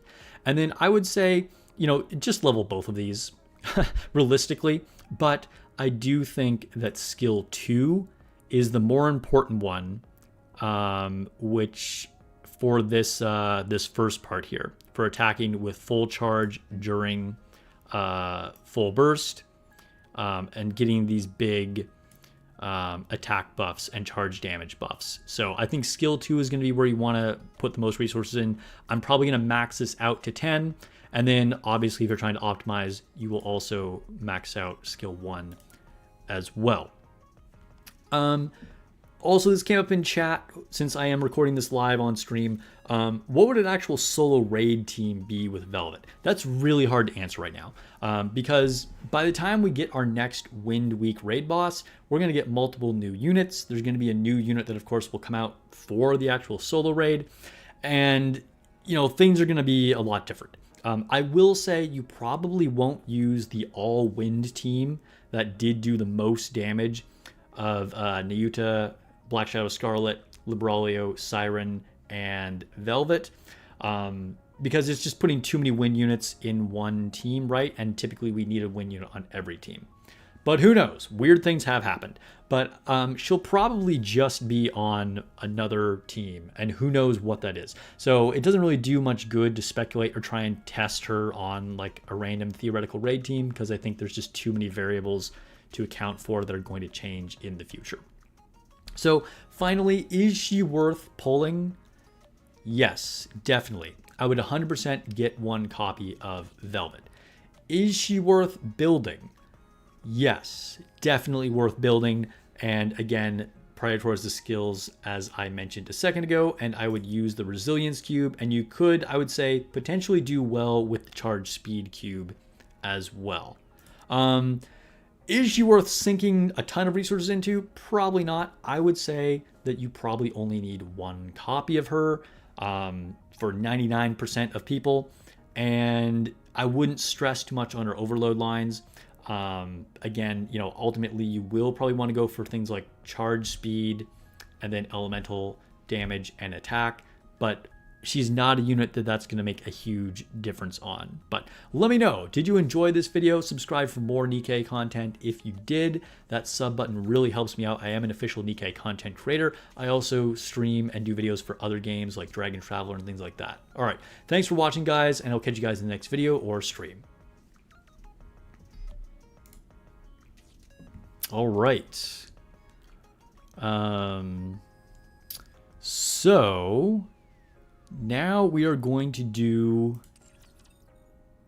the intro for the video. And do that really quick. Let me move this light really quick. Maybe do it a little bit more. Oop, just bumped my... Yeah, that seems good. Am I recording? I am recording. All right.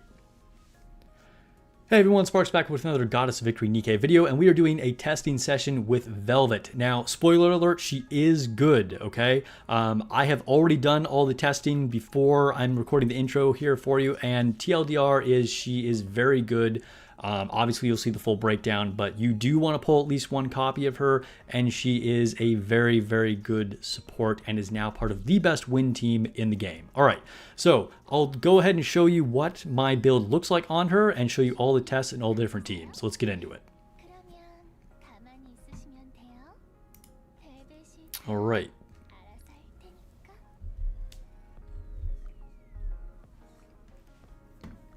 We're officially done recording, guys. Only reason you did it with aid was you don't see a case of Crown ever being ran with off element DPS because she typically goes for the best element attackers. Yeah, so I think the only reason any of those tests are really relevant is just using her in a generic situation.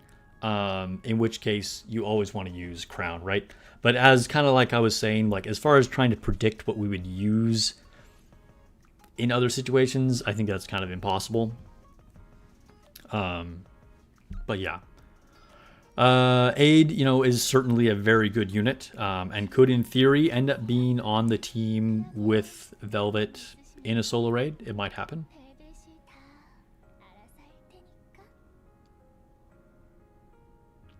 Sudden actually won something. He got a dupe. Nice. And you got some Hellveil shards. Sweet. And Evo stones. Dude, you cleaned out. Dude, I don't have the crystals to do that. But I'm glad it went well for you. Still a bunch of shards left in the auction. Nice, nice. All right, so let's finish up some dailies. Hey guys, if you haven't already, it would definitely help me out a lot if you hit the sub button. So if you're liking the stream, or if you're watching on Twitch, hit that follow. That helps too. The algo doesn't really like Nikke, so anything you guys can do with that kind of thing gives me a big boost. Okay, did I pick up all of my Outpost rewards? We still have to do all of our like sim room and like interception and all that stuff.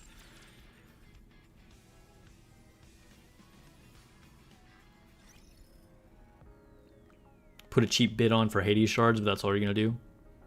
The fact that it's available for bids at all is impressive. I bet a lot of people went all in on Lady of the Lake, so our guild just isn't going all in for these things. Probably no one has gems left.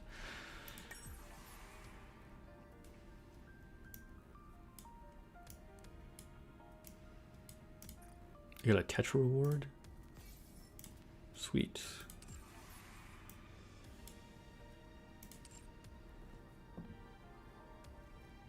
I feel like the Burst 2 slot is so competitive nowadays. You hope Velvet sees play.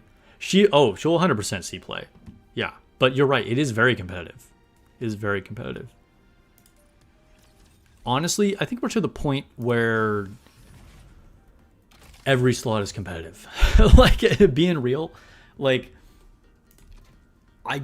there's so many good nikkes for every single option. Like, it's just, you know, the game is old enough now where we're not really missing anything. Hey yo, Grimjaw donated $10 for the super chat. Thank you for the super chat, my guy. I really appreciate it. Sub and like should be automatic, he says. All right, listen to my man. He said sub and like. Get at it, guys. All right, let's go in for some Tribe Tower.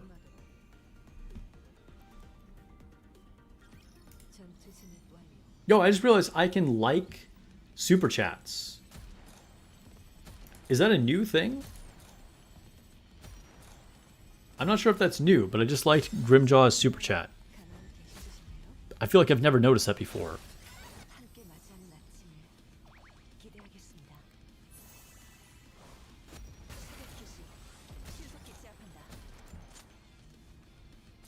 Sudden says, I subbed the first time you ever attended physics class. Nice. Cheers, guys.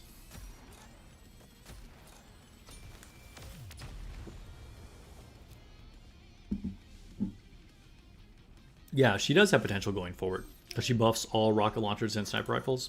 100%. Which is kind of like a thing about supports in general that I've talked about a lot on my channel. Is that just any support that gives big buffs to something automatically has long life or the potential to be even better whenever another like OP DPS comes out, right? Because like she'll benefit anybody who uses those weapons types. She's just going to make them all better.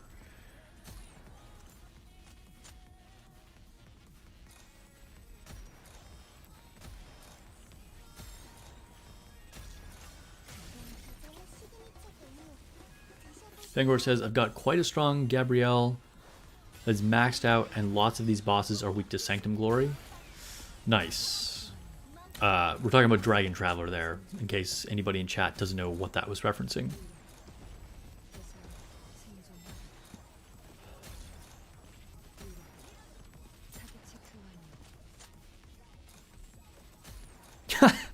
Apparently, the function to like super chats is not new. Dude, I never even noticed that. That's crazy.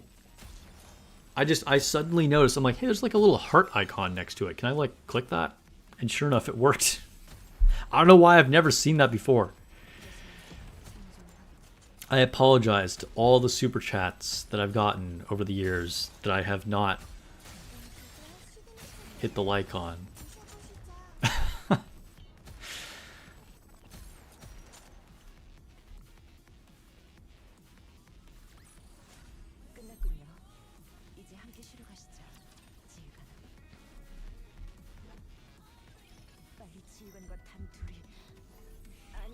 Alright, we got one more Elysian.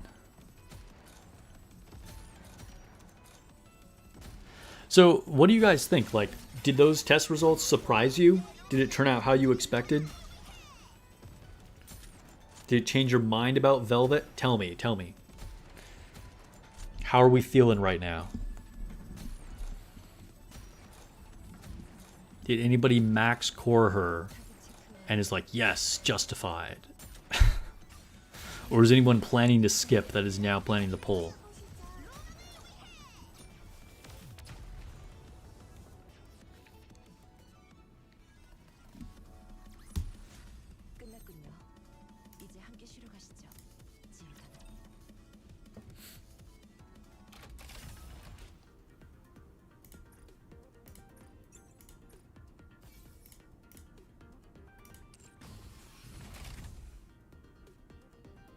Oh, so I got to stage 1000 on the main tribe tower. So getting close, getting close.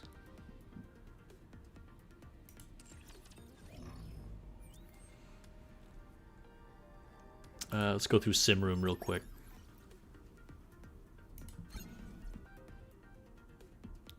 Fangor says, I'm pleasantly surprised. Nice. You were thinking Mast would have been much better before you saw some tests earlier today? You know, it's hard to predict these things, honestly. And I was clearly on the side of saying that I thought Velvet was going to be really good.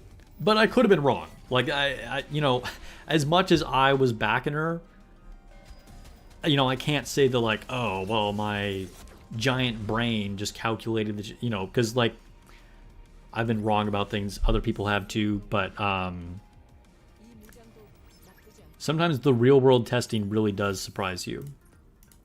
But I'm very happy that she ended up doing very strong, doing very well.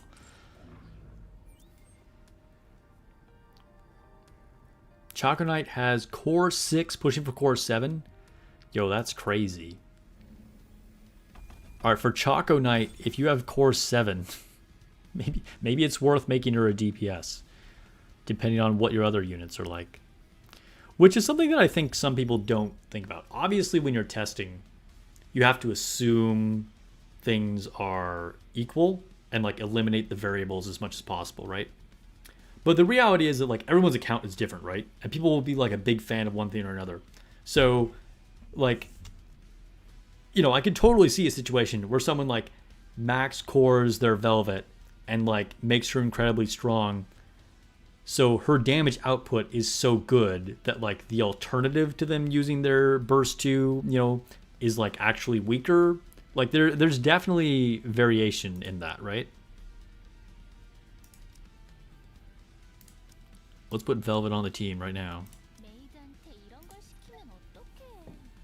Oh, also, you know what? Let's level her skills right now. We're gonna go all in on this.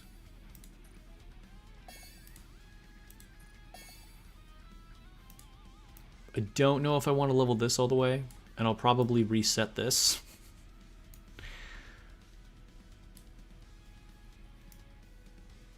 Because it's just giving herself an attack buff, an attack damage up, which is good, but I mean, her personal damage isn't going to be that high. I think I can just leave that at 7.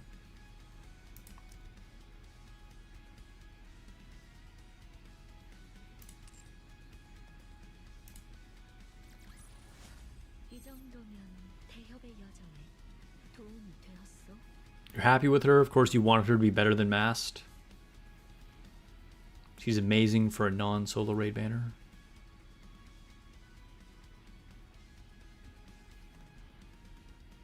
You got 1 copy. The event story made her more interesting though. You might invest in her in the future. Nice. Alright, we did get a custom module. I heard Vic got no custom modules today. Hey, we got a double. That's 3 now.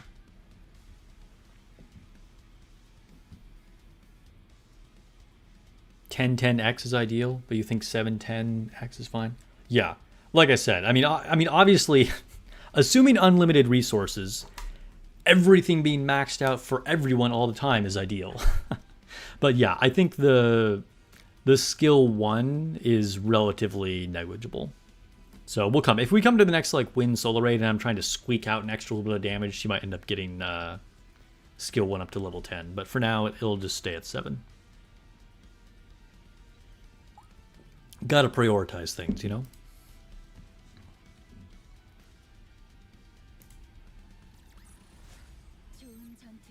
And we got number 4. Dude, that is super lucky on the custom modules today.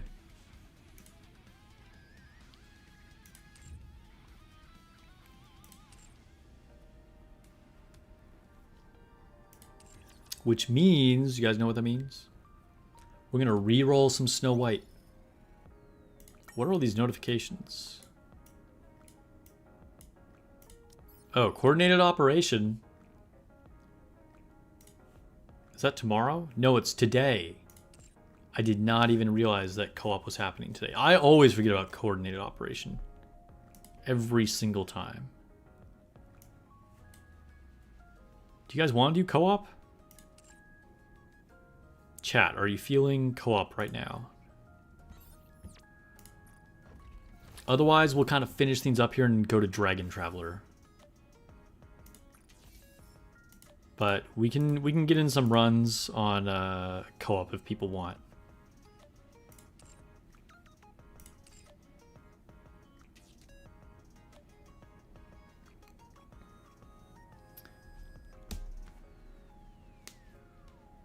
Oh, is Ziz the boss for co-op? Yeah, dude. Randoms never do anything right. It's just, I've seen just the most absurd asinine picks for any co-op. It's just, I'm like, are people really intentionally trolling? Like, why are you bothering to do the challenge mode if you're not trying to get a good score, right? Like, but people will still just pick the most absurd stuff that makes no sense. All right, we need to re-roll this to try and get crit damage. Or we could re-roll this to try and get crit damage. Maybe I should do that because it's actually a better chance. I have crit rate. Dude, I have 3 crit rates that I'm trying to turn into crit damage. What is this?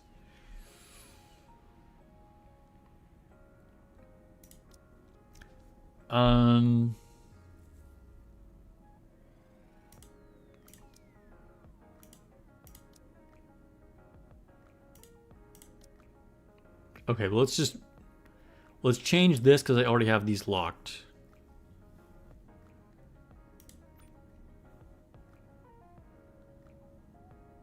Critical damage. Charge damage. Oh, dude, I saw the damage and I was like, oh, no. We'll just keep the crit rate. Dang it.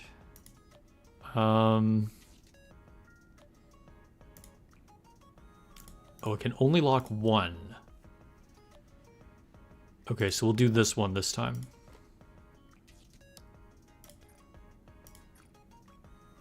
All right. Crit damage. Crit damage. Crit damage.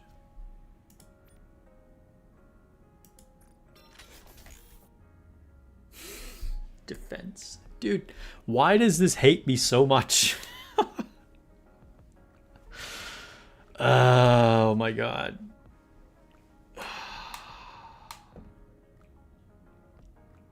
Like, gives me the worst thing possible. Or we'll keep it. What were we saying about gloves?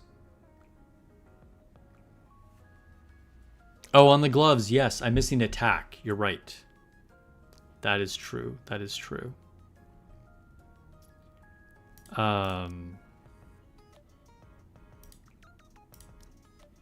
Yes.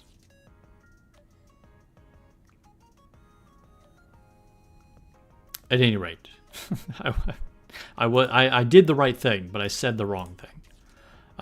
Okay. Do we have anything to open in here? 1 custom module.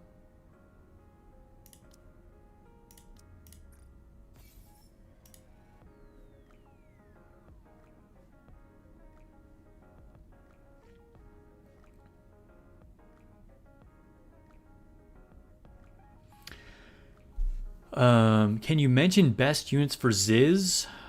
I mean, like, Ziz in campaign? Or, like, I don't know what the best units will be for Ziz in co-op, to be honest.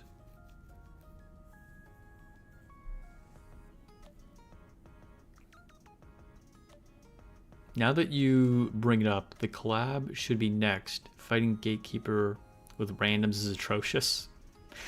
Yeah, it is atrocious.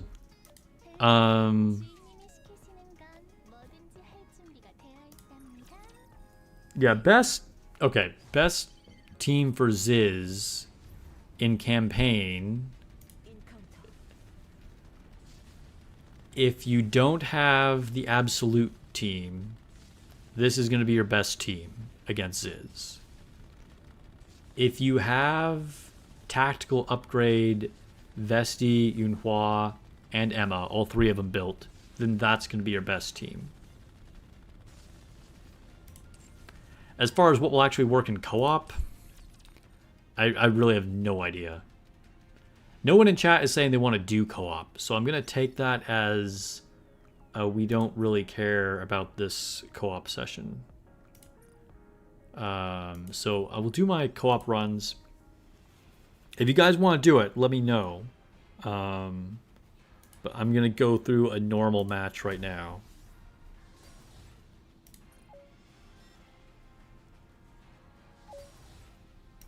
Hello?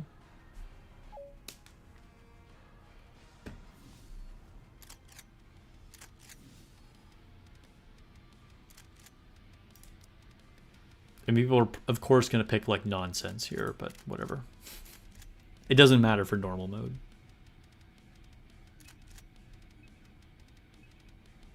Co-op should be weak enough that you just pile in rappies. Yeah, probably. Probably. You're available for co-op if others are.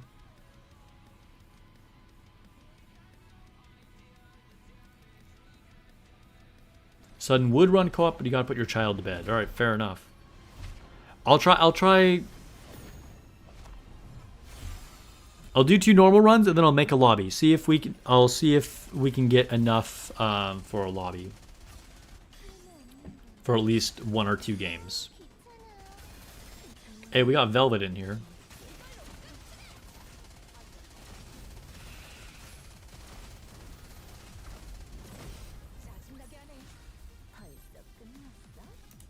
Wait, it is Fire Week, right? Actually, I didn't even check, right? It's Fire Week? Operation Info? Yes, it's weak to fire.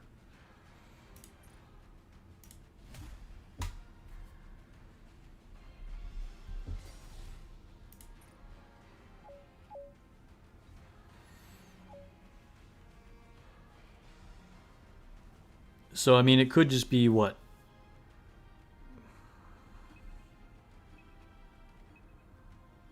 Hello? Dude, no one is accepting.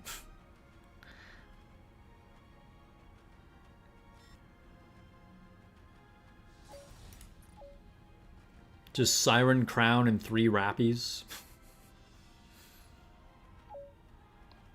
Nice. Fangor got an Evo Stone too. Congrats.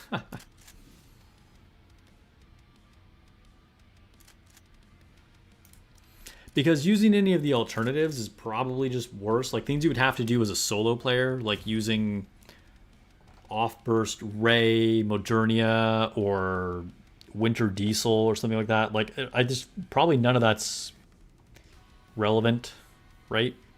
And Rappy's just going to be better than Mihara, too.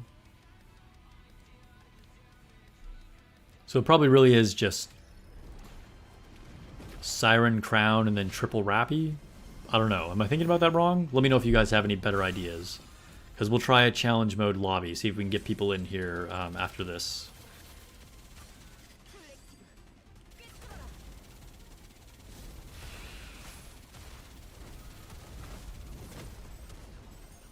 Ha! Red Hood survived it. Bruh. She has 0 health. Invincible Red Hood.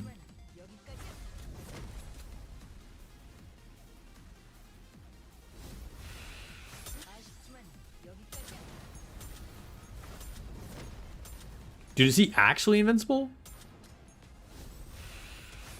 They took damage, even though she has no HP. Yo, is this a bug? Yeah, that was definitely hacker, right? Because I thought maybe something weird happened that they survived the first attack, but then they took damage repeatedly after having no HP. So there was definitely something fishy going on there. Yeah, there's no point in normal anyway, right? All right. We'll create a party.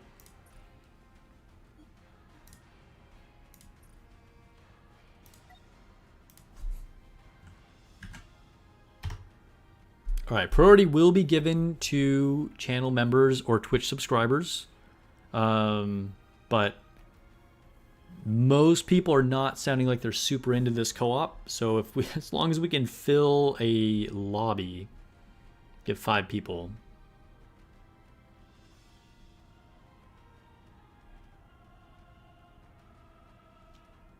Could have been lag on their end. I mean, they were alive for like a solid 10-15 seconds. Is Velvet good? Well, you missed all the testing. But yeah. I'll make the whole testing video. It'll be up as a VOD after the stream.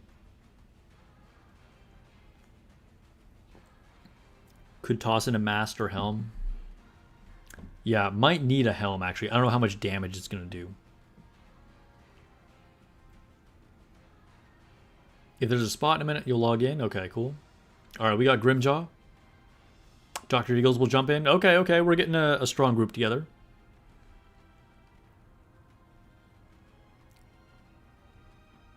Myself, Grimjaw, Dr. Eagles, and Fangor should all be able to like provide some pretty good stuff. So if a 5th person wants to get in with a good group, we're gonna need 1 more.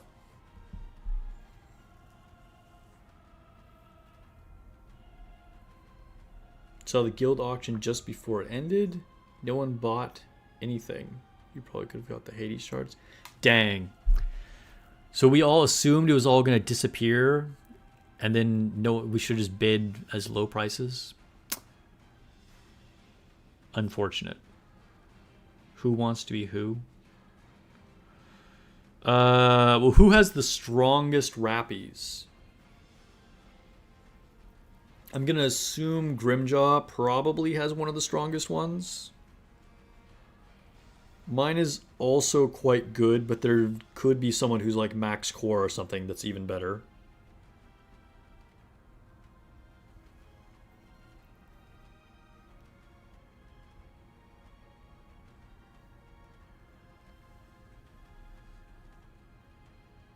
Dr. Eagles, how strong is your rappy?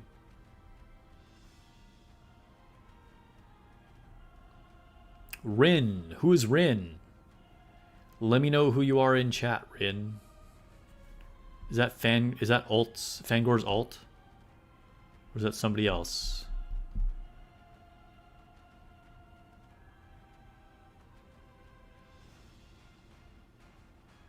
If it is somebody else, great, because we do need a 5th player.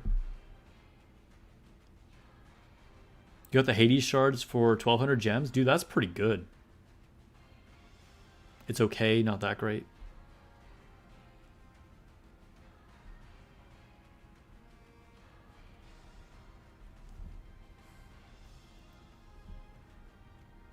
Lawgiver is Rin. Oh, okay, alright. Alright, so we're still waiting on Fangor. Okay, Yield says it's not that great. Rin, do you have like a super OP rappy? If not, I'll be rappy. Fangor's rappy is 90 elemental, 40 attack.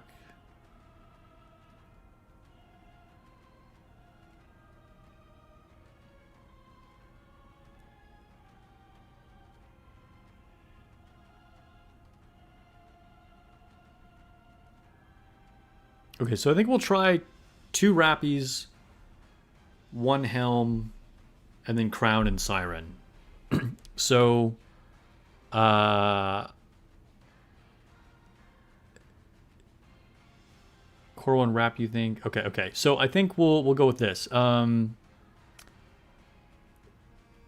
will be crown.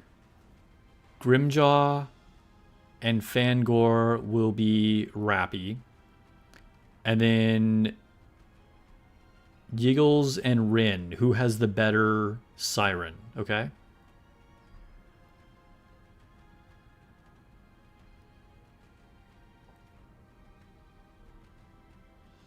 Dr. Yiggles wants to be Helm? Okay, okay. So then Rin, you're going to be Siren.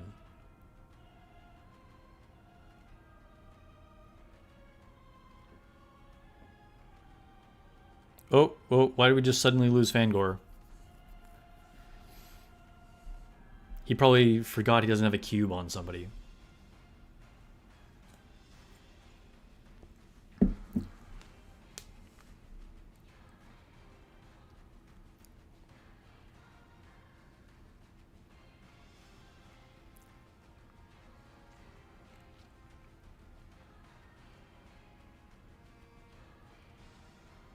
And obviously Helm will not burst.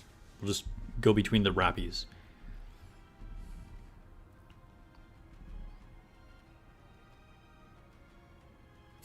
Performance anxiety, yeah.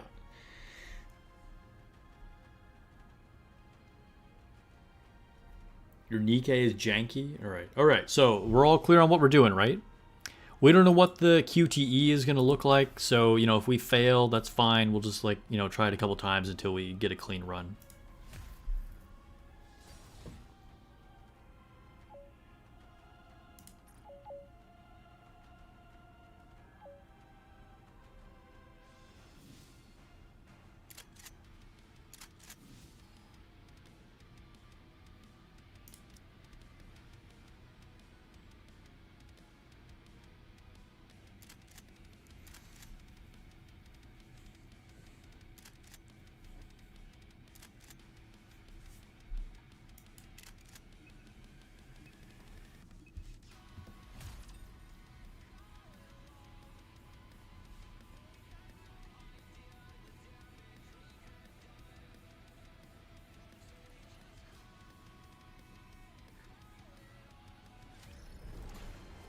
Yeah, Fangor probably doesn't have a great connection because he's on NA server now.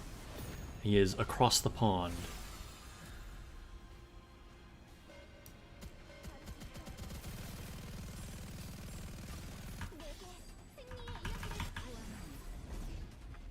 Whoa, it just like instantly changed forms? Okay, okay, was not expecting that.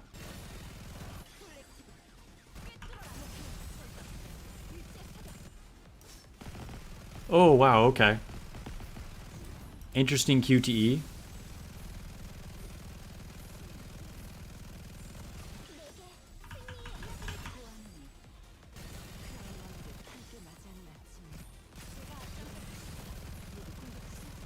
Do I know the name of this track? I don't. You'll just have to look for it. Oh no, we're all stunned.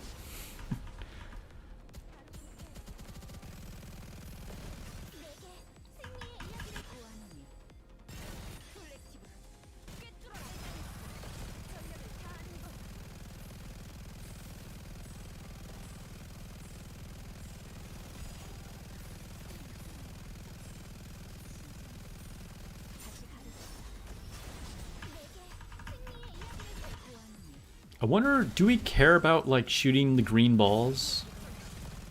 We probably do. Maybe we don't.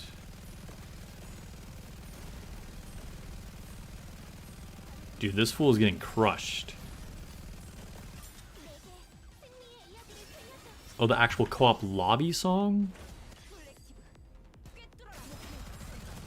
I don't know what the co-op lobby song is. But, it should be on one of the first playlists, though.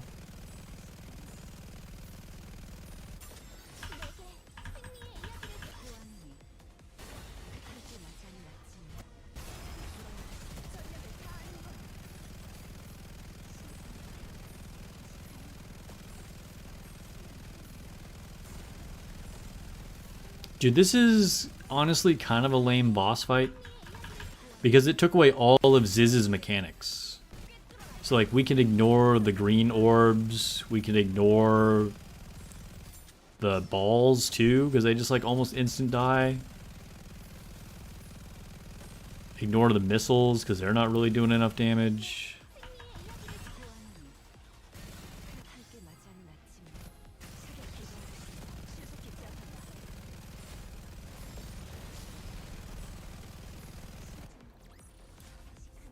Well, good work, guys.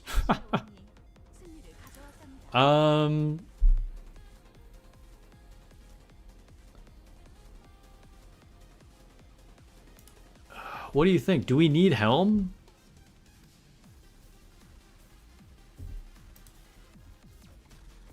I'm open to ideas. I mean, we're like literally taking no damage here. Like, does it matter at all? Your recycling room is so bad. No worries, no worries. I don't know if mine will be any better. Should I try being Rappy though? Let's trade Fangor. Do you have a good siren?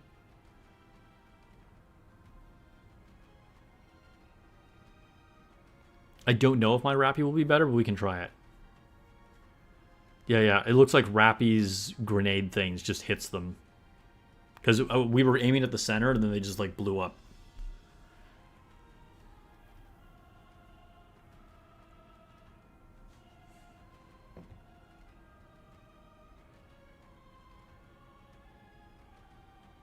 You have no siren or crown yet. Okay.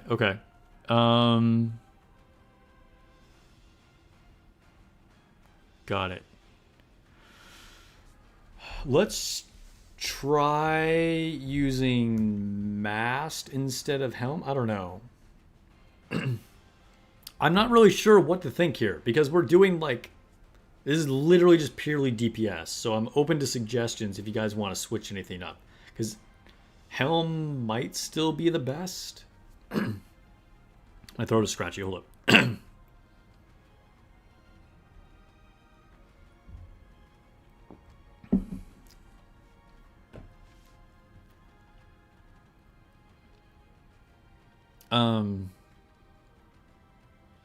I don't know. Mast or 3 Rappies? Yeah, I kind of feel like maybe 3 Rappies is the way to go. I kind of want to try the 3 Rappies. So, Rin, do you have a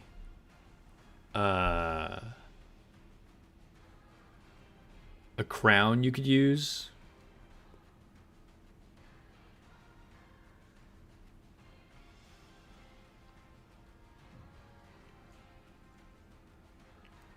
You want to do mast? I want to try the 3 Rappies, okay? We can do one with mast after. Excuse me. So then we'll have Siren, Crown, and 3 Rappies, okay? And I will be Rappy this time. And then Fangor and Grimjaw can still be Rappy.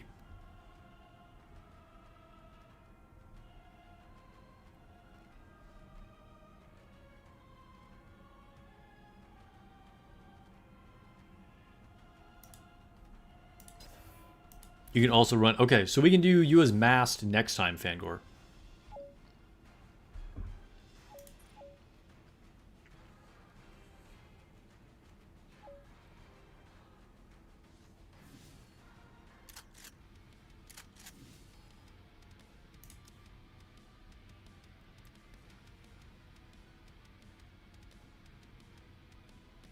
And then Eagles, we need Siren. 1 Rappy doesn't need to burst, yeah.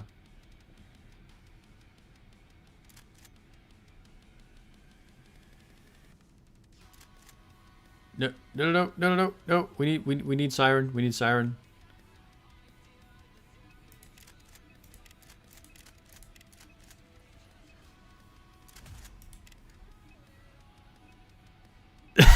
Guys. How does this get messed up?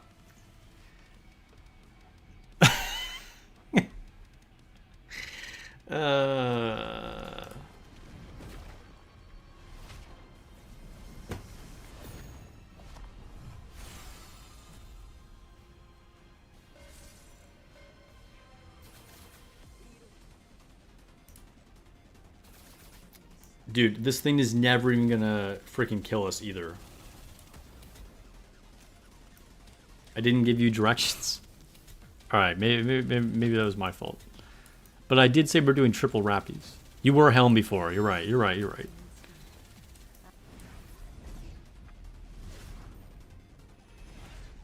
Kill us, Ziz. Kill us.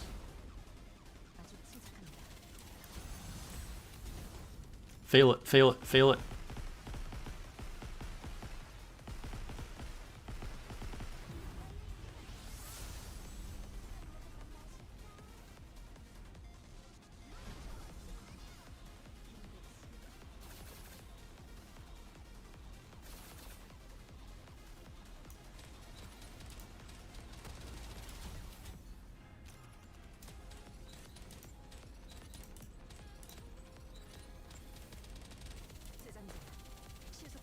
Dude, there was like not even any punishment for like failing that. Like it destroyed your cover, but like so what? We take no damage from this boss.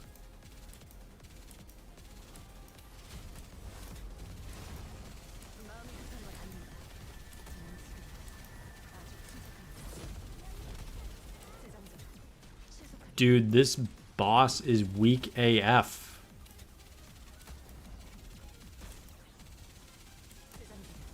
It can't even kill us.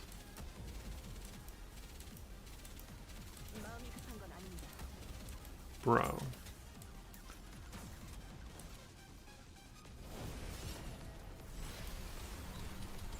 Maybe this will hit us? It didn't damage me at all. That didn't damage me at all. That literally didn't damage me. I was shooting and big AoE didn't even hit me. Oh my god. Wow. Alright. Okay, let's try that again. We will do the masked thing, but we need Rin and Dr. Giggles this time to be Crown and Siren, okay? So let's just try and get one of these runs in with triple Rappy. And I think I probably burst instead of Fangor.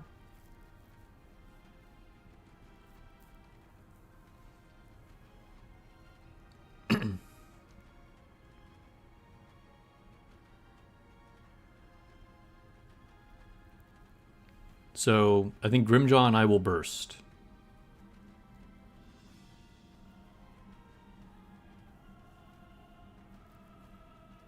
Oh, you need the new code too.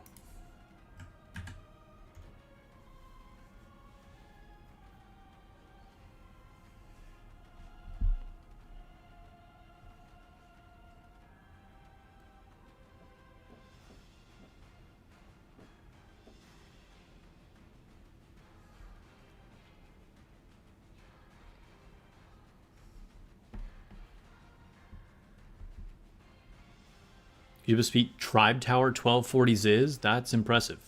Alright. Here we go.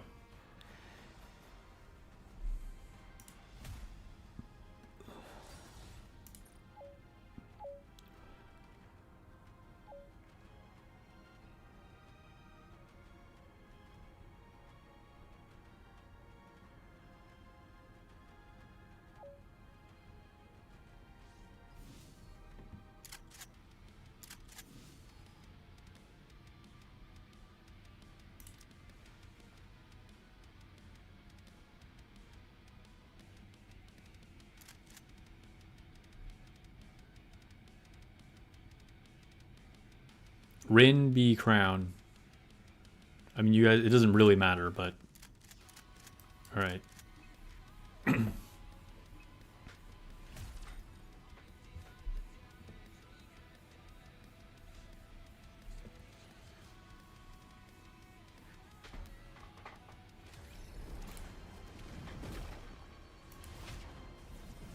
just ignore all the projectiles. We know it can't hurt us. Just all DPS on the boss.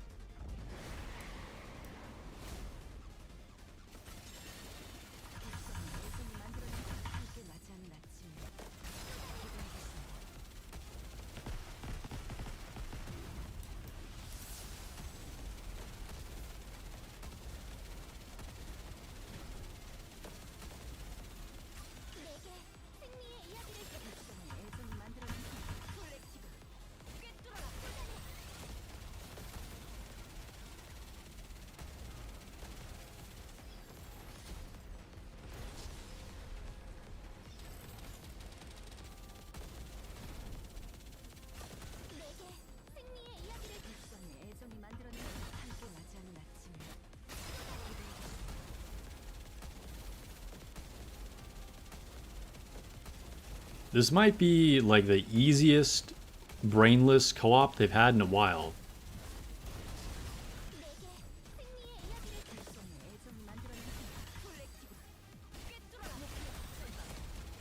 Just like a straight up damage sponge without any mechanics.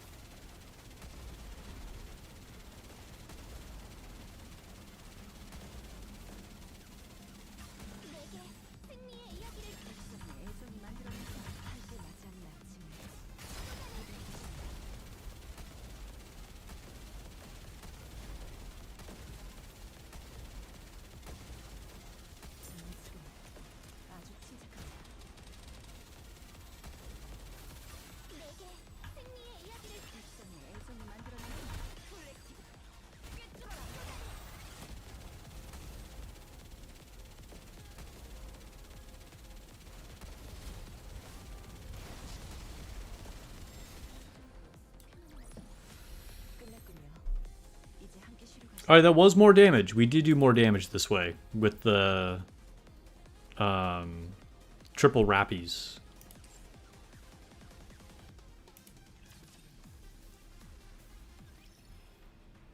Okay, so we can try it this time with using Mast. We can stay in respective roles, except for Fangor, you said you could be Mast.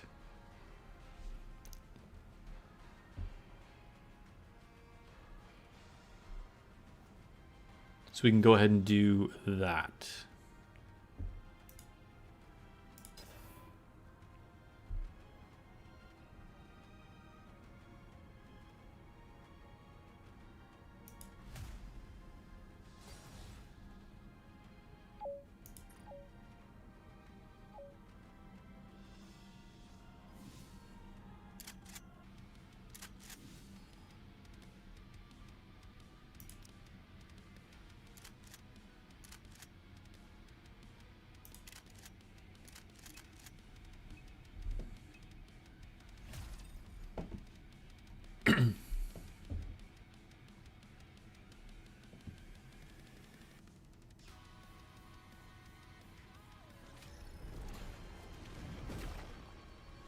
It's kind of weird to see her change form, like, immediately.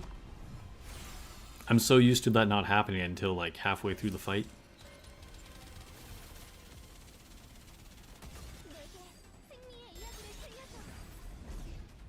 Whoa, weird glitch. We are in the clouds, guys. We are in the clouds.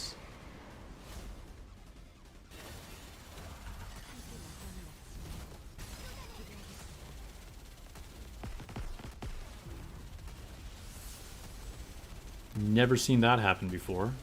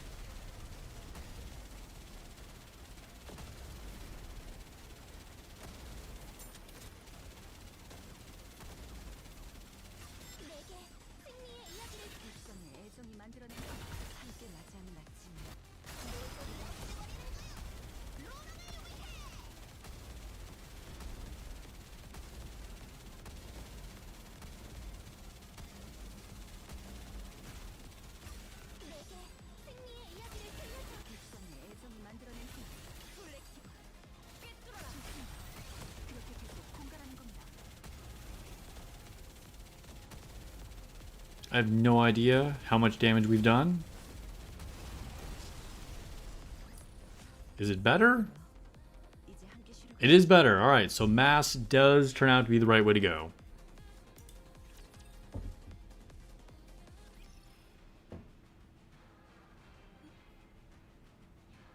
Even higher score. Yeah, yeah. All right, good job, good job, good job. Was there a rotation off? Well, you should have burst first, Grimjaw, which maybe we should have like clarified that. Because if we get in like one extra burst, it should be from you, not from me. But otherwise, what about our rotation? Oh, was mass not bursting at the right time? I was so locked into just like holding down left mouse button, I didn't even notice. Yeah, it should be crown, crown, mast. Crown, crown, mast. Crown, crown, mast. There's less mast. 3 stacks now.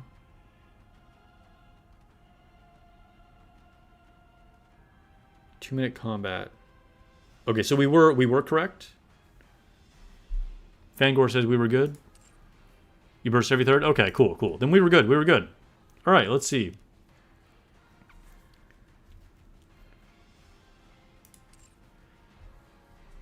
All right, good work. Thanks for the games, everybody. Do I have anything to buy in here? Got to get going. Thanks for the... Yeah, no problem. No problem. Oh, nothing yet. Nothing yet. Okay, so Velvet testing done. Velvet testing video will go out soon. Spontaneous co-op. And I think it's time to switch to Dragon Traveler, which I've done most of my dailies for already. But there's still always more stuff to do. Let's see. Dragon Traveler. And gonna take a quick bathroom break, okay? While this is loading up.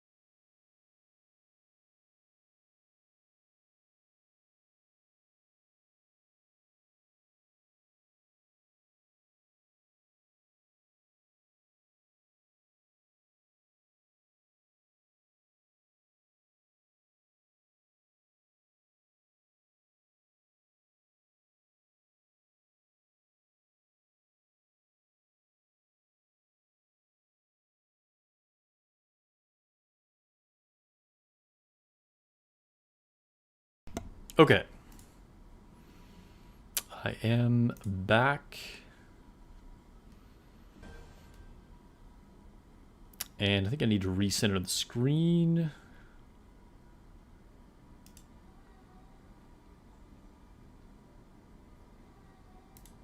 Fit to screen. There we go.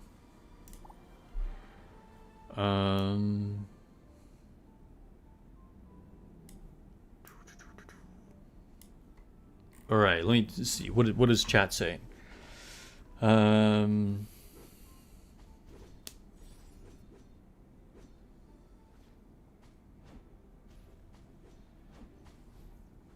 were all on autopilot in that match. Yeah. Thanks for the runs. Thank you, you too. Your little 220 sync account is glad for it. Nice. All right. Oh, let me change the stream info on Twitch. So I'm now playing Dragon Traveler. Dragon Traveler.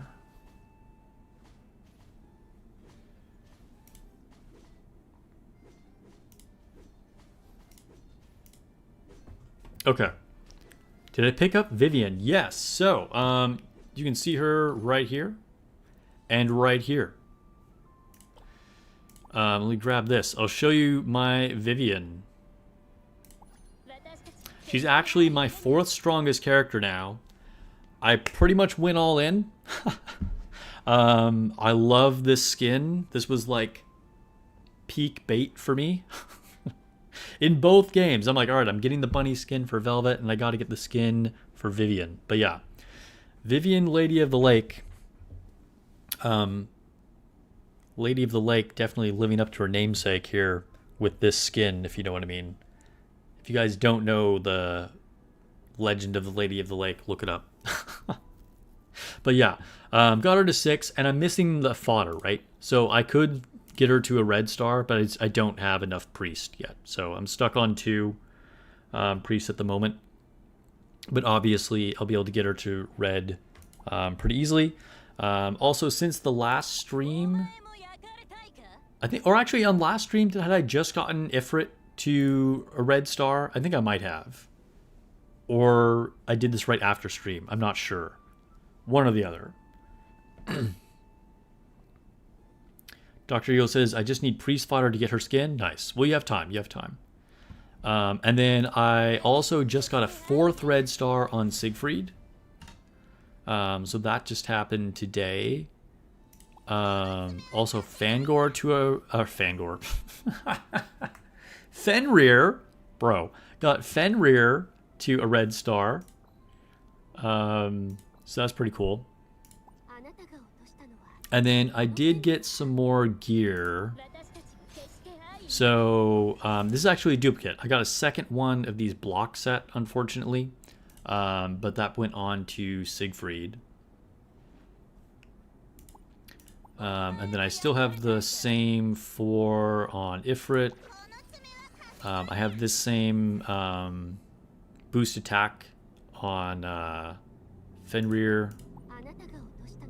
Just have basic purple gear on Vivian.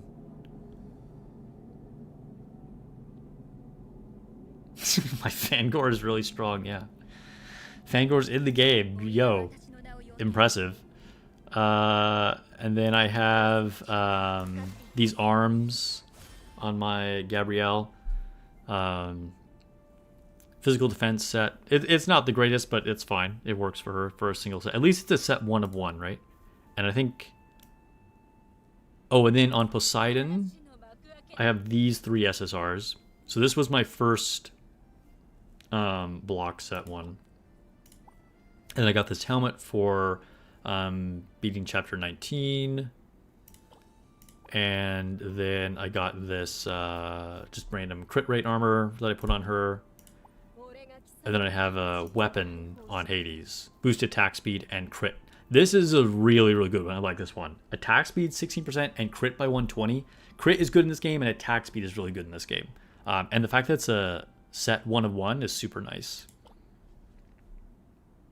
And remember, guys, if you can't beat a stage, just use Hades. We established this last stream, okay? So, you know, just use Hades.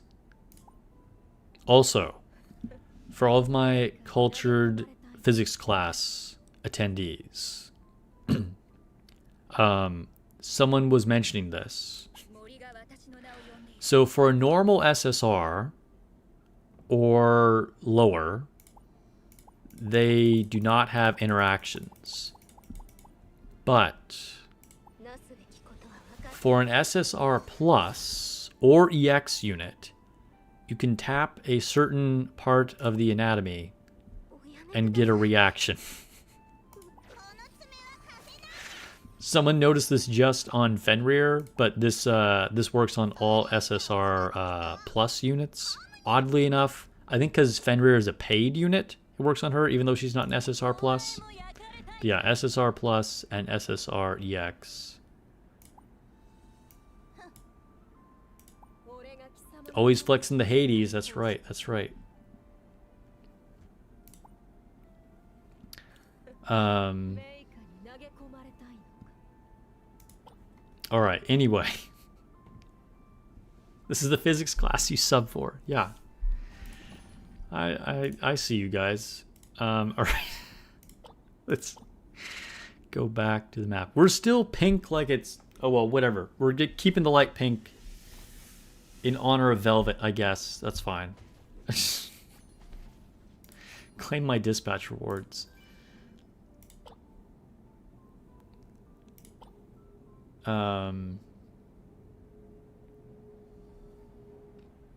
It is consensual. Yes. Should always be consensual. Make sure you respect your virtual live 2D waifus. Okay? That should go without saying. You noticed on White Tiger and Titania? See, people notice. People notice. I'm sure a lot of you are like, oh yes, that's the first thing I did when I started playing this game. I tested the boobas. Alright. Nothing I can do to... Wait, can I level up my dragon? Oh, I can. I can ascend tiers. So I'm only 1 star away from being able to evolve. So that's super exciting. Like, not a main star, but actually like 1 star right here. And then I'll get a second evolution, which is pretty sweet. And then I'm focusing my secondary dragon is going to be the blue one. And then after that, I don't know. We'll see how it is. I happen to have a 3rd star on my wind dragon. But obviously this one is good because Gabrielle is really good. So we'll see. The spear that the current event is for the black dragon. So that's cool. I feel like the otherworldly dragon is the one that has the least support right now. That doesn't mean it's bad. But at the moment, at this stage in the game, I think it has the least amount of things going for it.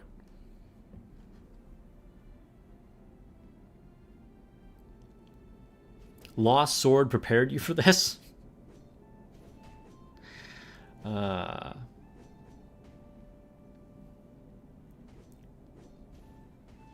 There's another 6 after that.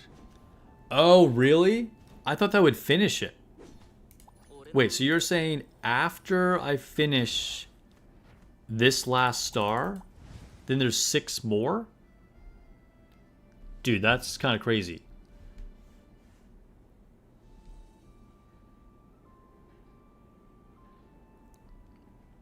Well, we're making progress either way. All right, let's see what's on the guild. Am I still in the thing? I am. Cool. 69 gems. Nice. We are trying to get more members. So if anybody wants to join that is an active player, we are casual but active. So join the booby divers. Dude, I think that's the first time I've ever said that out loud.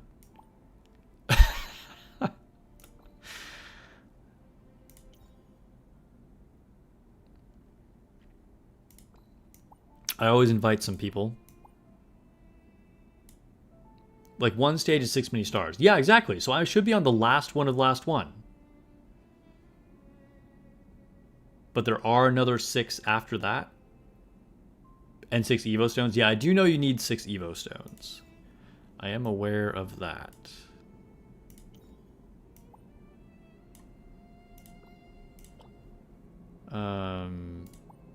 Auction house dividend. 742 gems. Cool. All the auctions are closed. Good riddance. So now I'm down to only 20,000 diamonds. Definitely a bit low here. So, ooh, we can do some normal summons. I have tickets for the mythical summon, but I'm not going to pull because this resets. So there's no way I'm going to be able to do 30 more summons in the next 6 days. I mean, unless if I actually do somehow get 30 of these before this resets, then I'll do it to get these 4 shards as a bonus. But otherwise, I'm not going to pull it all until this resets, so I can get the 10 shards and then the 30. So that's my strategy on that.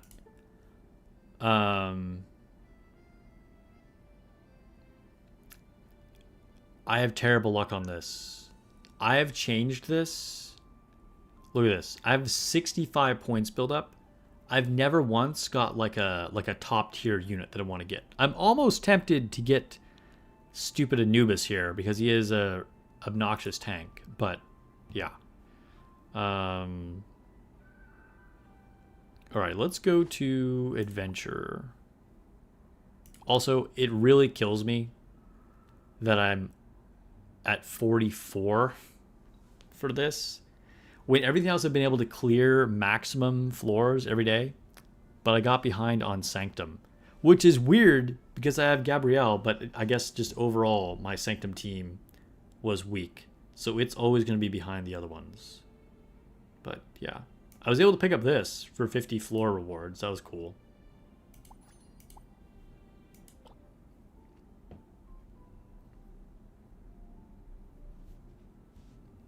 You've gotten some good ones, which is where your slimes went. Nice. Fair enough. Okay, so I think I did all of these already. I did this already.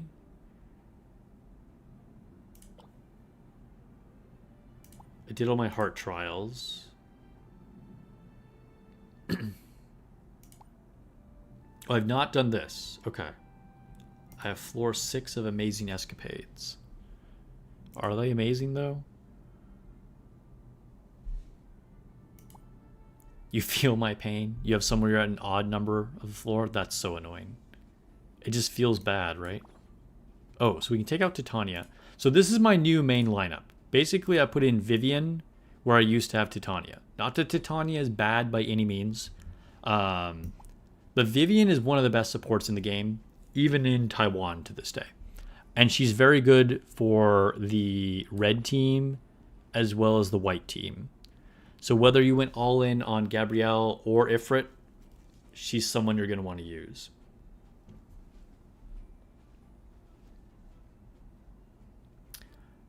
All right, so I think...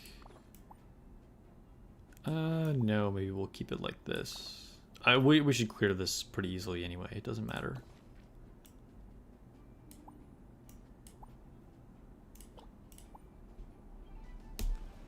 Does Fangor have, like, he's on floor 99 or something? Kikro hates his 9s.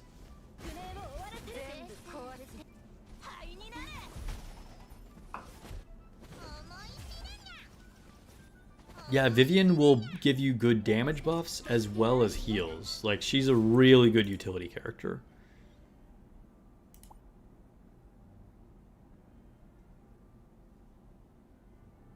Hyper carry Fenrir? Yeah?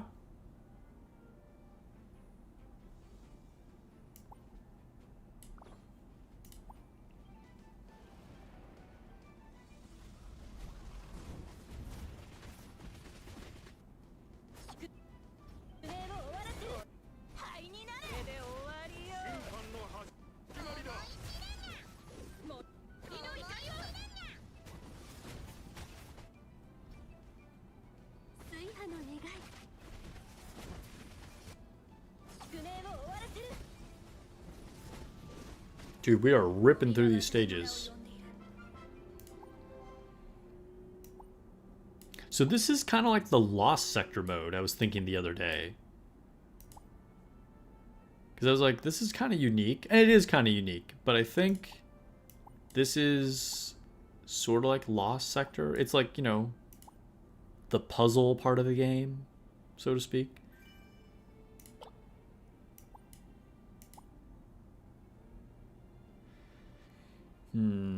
Let's go back this way first.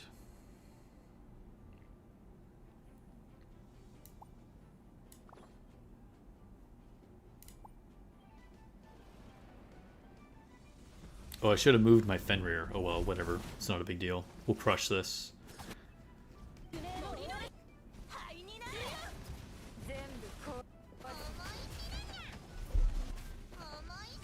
Dude, I've really been enjoying this game way more than I expected to.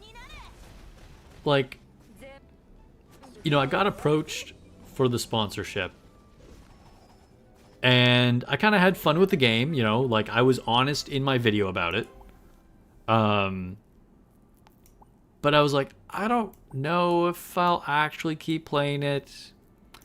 I wasn't sold on the art style at first, and just, you never know, like, how you're really gonna feel about it after you've been playing for a while, right? But honestly, it's just been a ton of fun.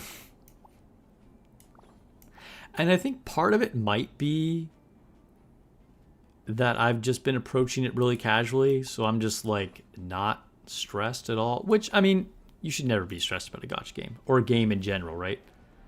But I don't know. I think really more than that, it's just been fun. Like I genuinely like look forward to playing every day.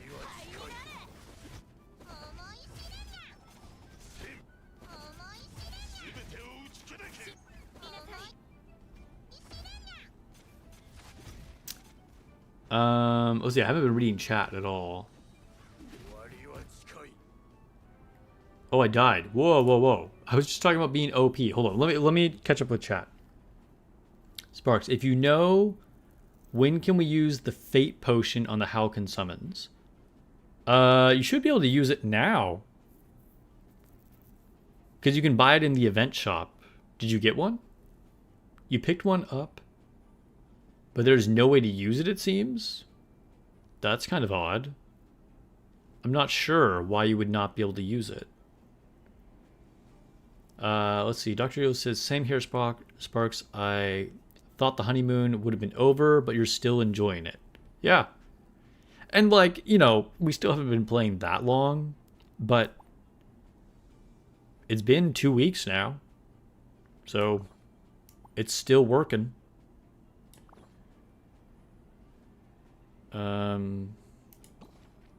Let's try it again. Would you have played so much of Silver and Blood if Silver and Blood were available? I mean, that's a good question. That is a good question.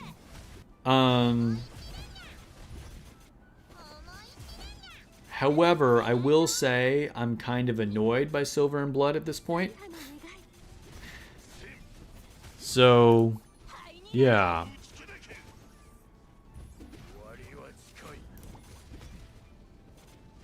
Okay, I think I need to manually burst and see if I can kill the genie. Because Scheherazade is causing me problems.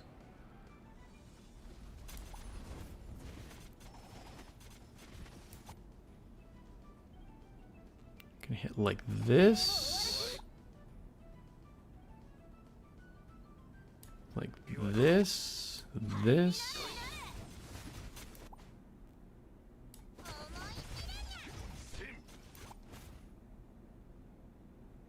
Whoa, did she die? I can't tell what's happening.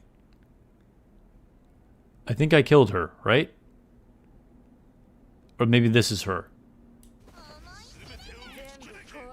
I think we killed her.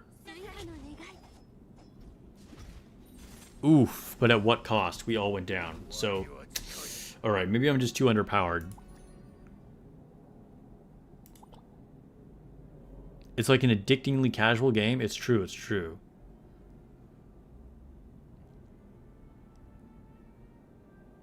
You posted a screen on Discord? Okay, let me see. What does this potion look like? Let's check this out.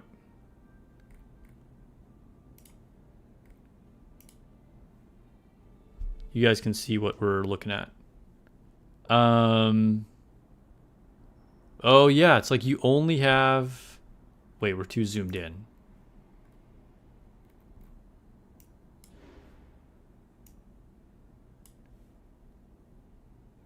It's like you only have the option to use the blue one or the pink one, but you can see that you have one of them up here in your inventory.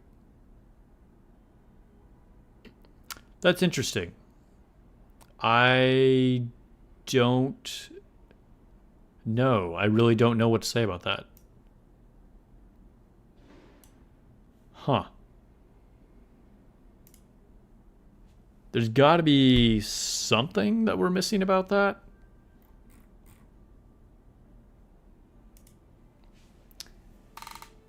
It's funny because ironically, the test server almost makes me like more confused about things because I just had everything. It was like, 999 of every resource, and so you could just like, and like all the banners were open and whatever. So I don't know. Oh, I ranked in the top 10% of Sacred Purgatory event. Here's your rewards. Cool. A free 10 pole and some fodder and crystals. I'll take it.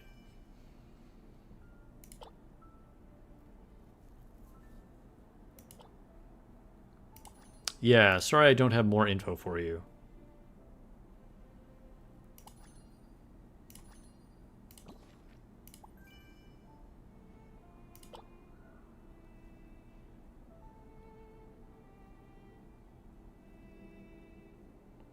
It might be like you have the special horn banner. That's a good thought, Fangor. That's possible. You ranked 78? Nice. I mean, that was for was that for this? This thing, right? I was number 288. Yeah, I mean, if you went all in on Gabrielle, that would have made you really good. Congrats, man. Top 100. That's nice. Ranked 31. Got 14 gold tickets and some gems. Nice. Honestly, I didn't even... I was not paying attention to this at all. For most of my runs, I wasn't even using a Sanctum lineup. Which, that's on me. But there... yeah. I did not pay attention. Anyway, okay, what else do we need to do? I already did all of these. So I'm on 14 for this guy. Titanborn. Trials of Fire is already done. I improved my Colosseum times. I'm probably not going to do it again until the last day when I have more things built. But currently ranked 72, so I'm in top 100 for that. So I should get 6 of the Mythic Summon tickets, which is pretty nice. It would be cool if I could push to top 50 at the end. We'll see. Again, I'll just do another like push on the last day to see if I can improve any times. And I for sure want to try and stay in this top 100 because that seems like obviously doable. We'll see. We'll see.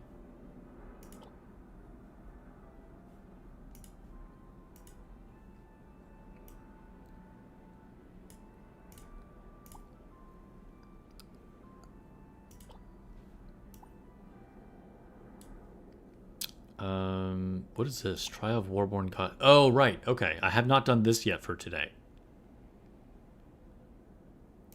All right. Well, let's go do these stages for Priest. It's funny because I felt like it didn't really make it clear that you need a unit that matches. Or at least it wasn't clear to me. And I kind of figured it out. But, yeah, I don't know. Let's see, what are we fighting here versus here? Okay, so we'll go with our blue team here. Glass Destroyer is down to 41 HP. Nice. Hopefully we can finish that.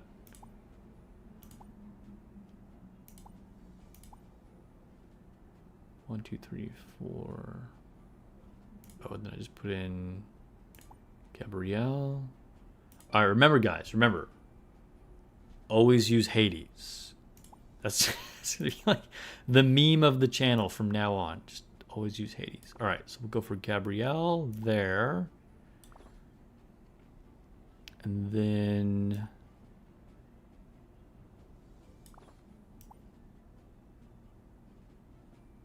put my own Gabrielle back here.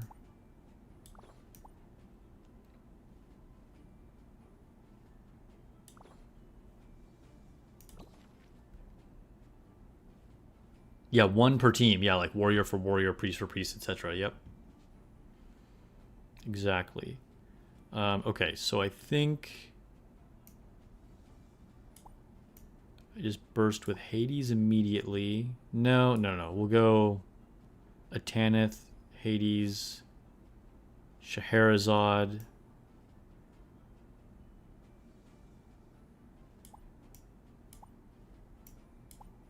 I think we'll do it like this.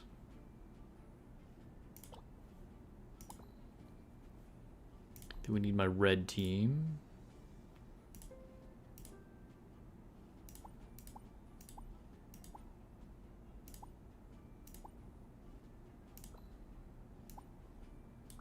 Okay, so we got a block Fenrir. And who do we want to target? I think we do want to target Gabrielle, so we'll leave her right there. I'm going to target the golem no matter what, okay.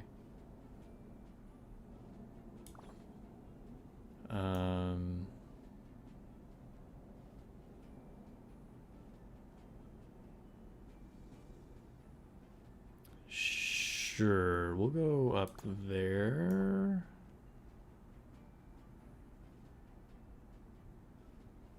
Yeah, okay. We'll play it like this. Oh, wait, did I order my things? There we go.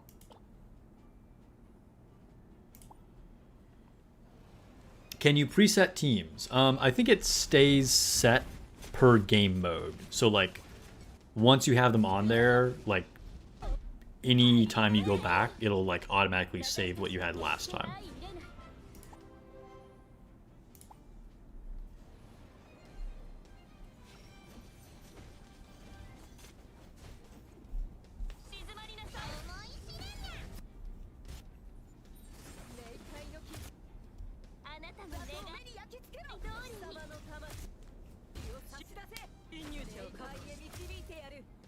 Damn, we got so many Hades copies out there.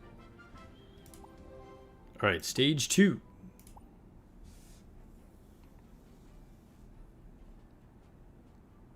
Alright, so we're already in position to block the assassin.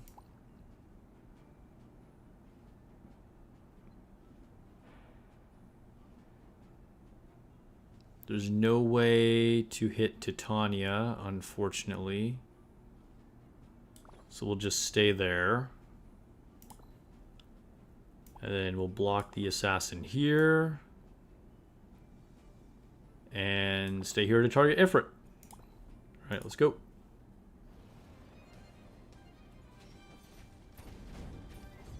You just got Sacred Purgatory rewards to, what is that?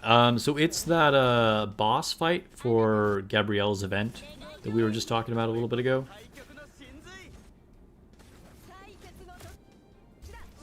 So the event for Gabrielle that's about to end.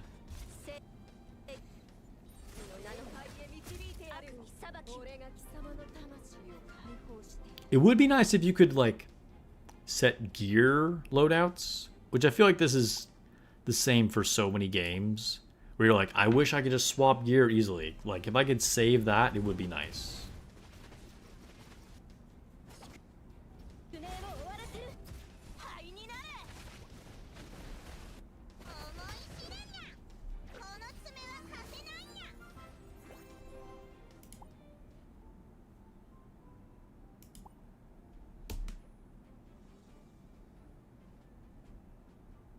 Got top 20%. Nice. Congrats. Okay, so in this case, we're going to move Hades over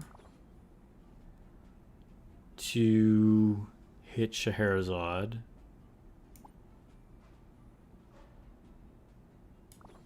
And yes, we want to hit their Atanith as well.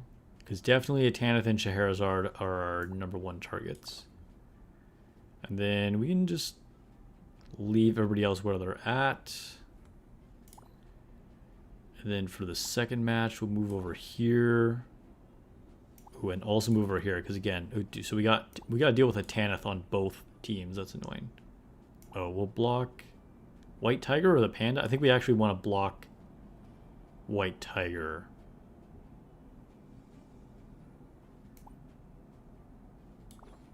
Okay.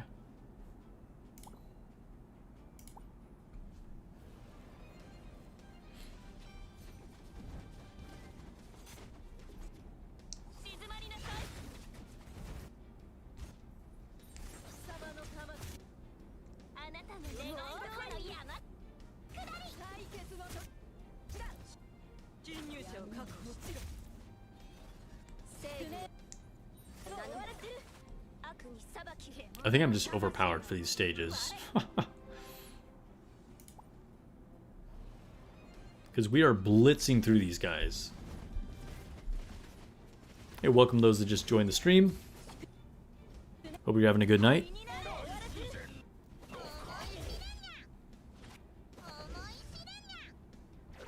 Yeah, I probably could have just like threw my units out there in any formation. It wouldn't have mattered. Okay, so we beat up to stage 3. So now let's use our next 2 on Guardian.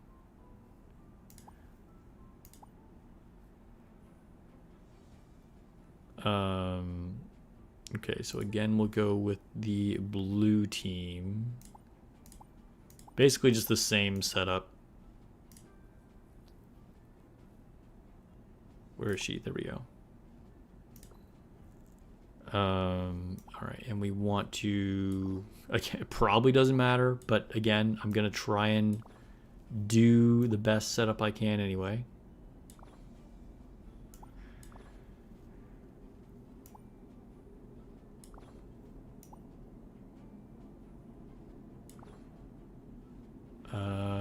Yeah, I think we want it like that. And then for team 2, using the red dragon, of course. 2 levels to resonance too. Dude, the resonance definitely slows down. It definitely slows down. Like, I'll be checking, like, can I do one more? Can I do one more?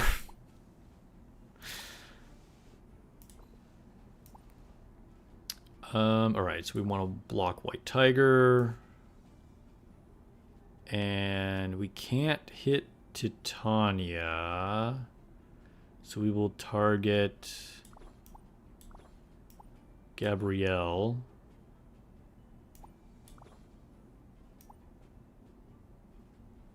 And just leave it like this. We'll tank Lancelot, it's not a big deal. Battle on!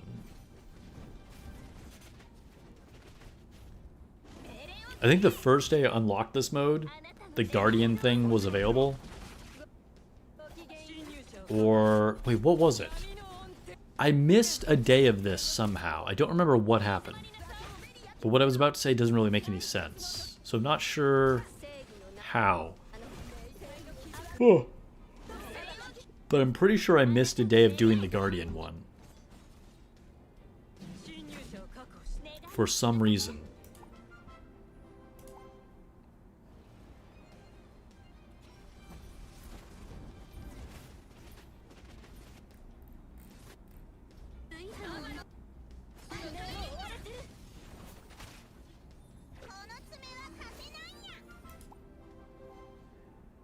Alright, stage 2, this will be our last one for the day.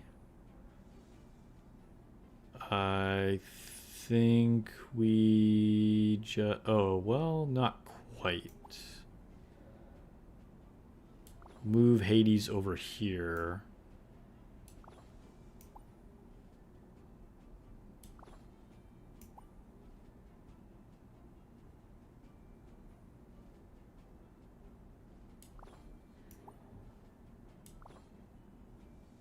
Okay, I think we do that. They're probably not a threat at all anyway. They're probably not a threat.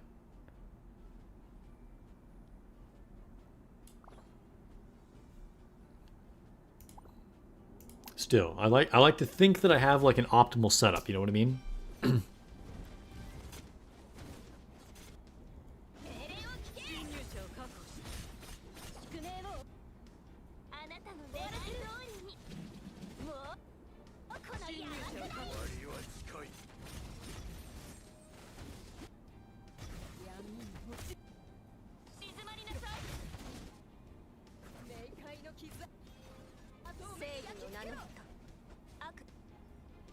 Beowulf over here, being tanky as always. He's freaking reviving.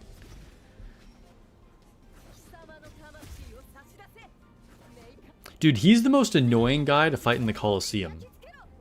Because you basically have to fight him twice.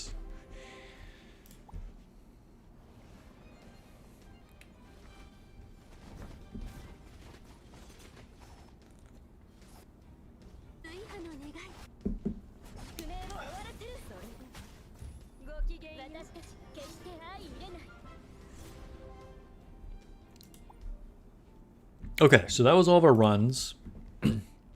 Collect some rewards.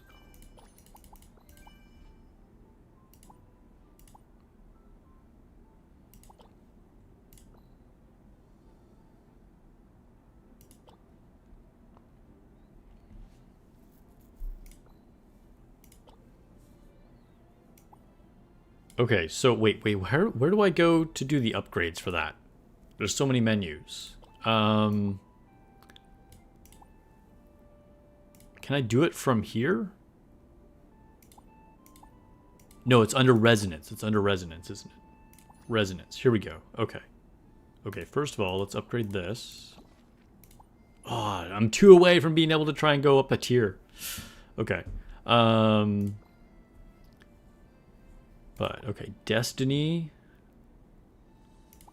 So this is magic defense and physical defense.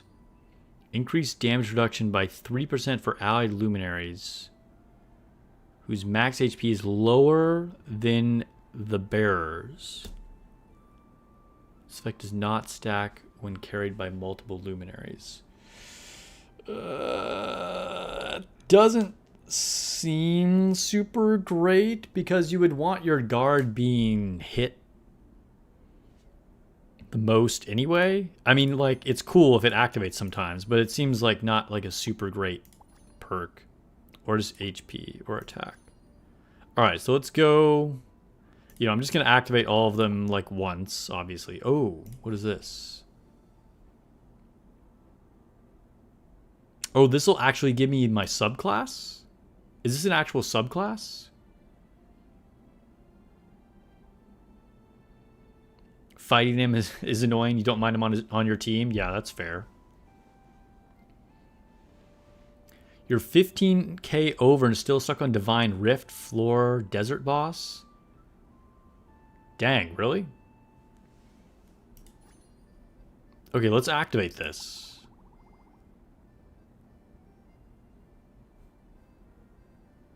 At the start of the battle, gain 1 overdrive point. Dude, yeah, so this is the first subclass that I've gotten.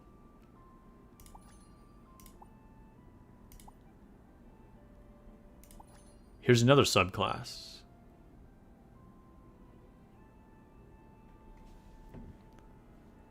So the other ones, I was not able to get to the subclass yet. I don't know if, like, increased healing effects by 14%. Sweet. And yeah, we'll activate the HP. And then what is this? Just an HP bonus. All right, we'll activate that too. All right, so we just had exactly enough to activate everything once. We didn't have anything left over. So, like, it would not let me get to these. It just said locked. Like, even though I had enough in theory, it wouldn't let me activate them. I don't really know what the deal with, like, what was the difference? Why was I able to unlock the priest ones just now?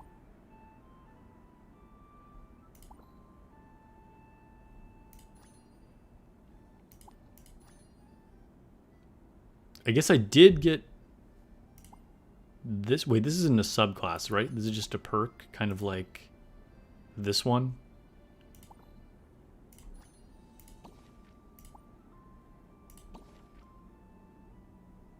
Yeah.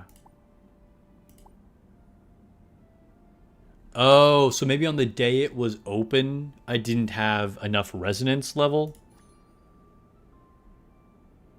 Maybe? Is that what you're saying? That might be possible. Okay, let's go back to guard.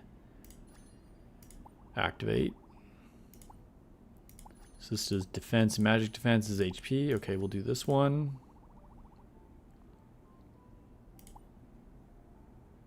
Okay, see, like this. Okay, yeah, so it must have been a resonance. Yeah, you guys are right. Okay. So it was just too early at that time. The resonance level wasn't high enough.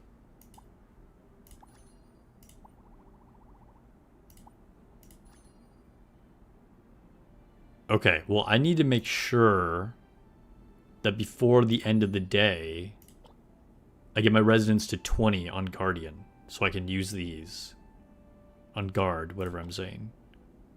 It is Guardian.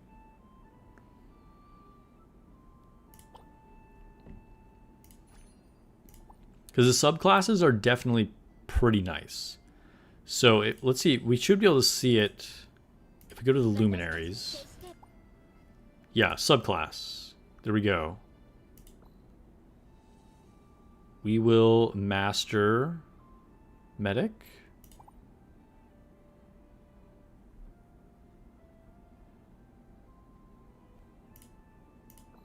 What does this do? What does this button do? Because I already mastered it, right? Oh, I had to actually like click on it again to activate it. Okay. All right, sweet. And then, yeah, I don't have any other subclass. I think it'll only be for priests that I have subclass. So, a Tanith. This subclass doesn't apply to her.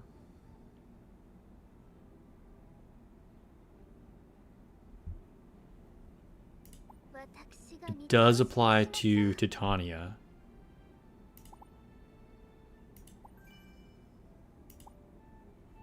Cool. Dude, Titania says Ada Ada? Oh my god. we got that harem cliche, alright.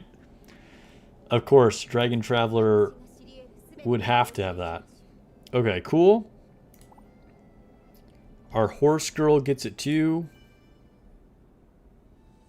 She has Acolyte, so she is the other one. At the start of battle, gain 1 overdrive point and increase max HP by 1%. That's pretty cool. Getting an overdrive point, it's pretty nice. And get a little bit more max HP.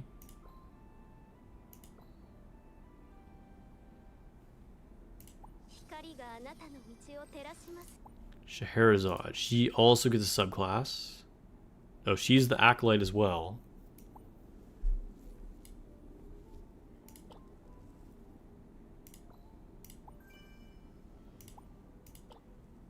Is this where you think we finally start running out of gold, maybe? If you're like trying to get everybody's subclass?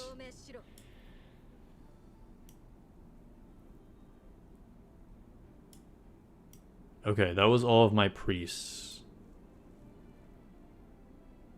Except for this guy. Frickin' Caligula. I mean, it's only 10,000 gold, sure. I'll get a power bonus anyway, right?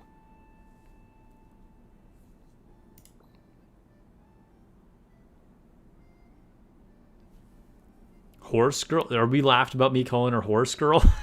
Wait, what is her actual name? What is her name? Chiron, excuse me.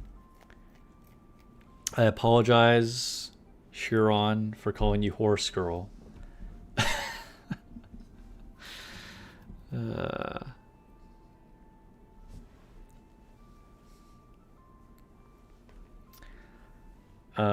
You don't run out of gold. Yeah, I mean, it's just right now, it seems like we have so much gold. Like, there's no way you could possibly run out of it. You know what I mean? So I wonder if at some point one of these upgrade things is going to take a lot of gold. Yeah, EXP orbs is the bottleneck for sure. Question, will we eventually get all 9 deployment slots unlocked? What are deployment slots? I'm not sure what you're referring to. Deployment slots for what? We get Uma Musume and our Dragon Traveler? Yeah. Maybe that should be their first collab.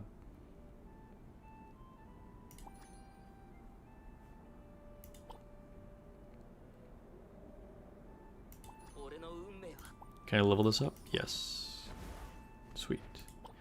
Okay, so let's go back to adventure. Okay, I guess that was everything in here. I've done everything in here. Okay, so I've not done any PvP. Let's do some summons.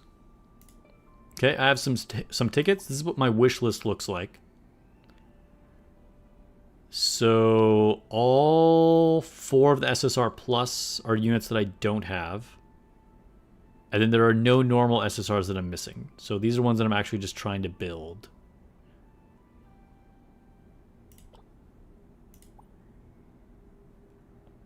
I used to have Nemesis on there, but I recently switched her out for the Light Elemental. I'll probably put Nemesis back on there at some point. But yeah. Okay. 15 draws to guaranteed SSR. So let's see if we can get this before Pity. Show me a gold card. Oh my god, my nose is bleeding. Hey! Alright, so we did get there before Pity. Who is it? Do you want to play too? Hey, Faust! Nice! A brand new unit and an SSR Plus.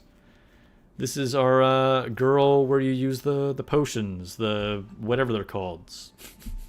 I don't think Faust is super good, to be honest. I think she's a priest, right? I don't think most things have her rated very high. Wait, is she a priest? Is she a mage? What is she? Maybe she's a mage.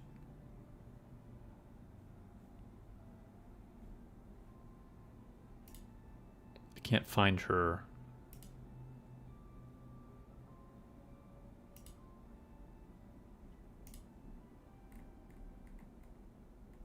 Okay, yeah, she is a mage. She's not terrible. Looks like I'm looking at like a couple tier lists. She's kind of like in the middle. Okay, okay. Elements of otherworldly and dark. So she could fit on a team as like a secondary DPS. I think she's kind of like a secondary DPS, right? She does stun, so that's nice.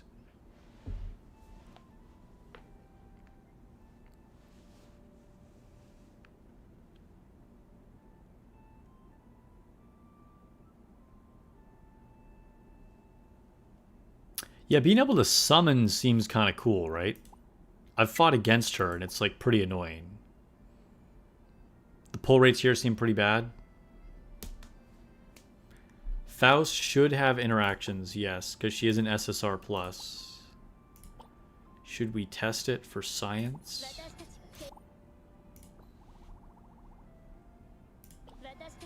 Let's see.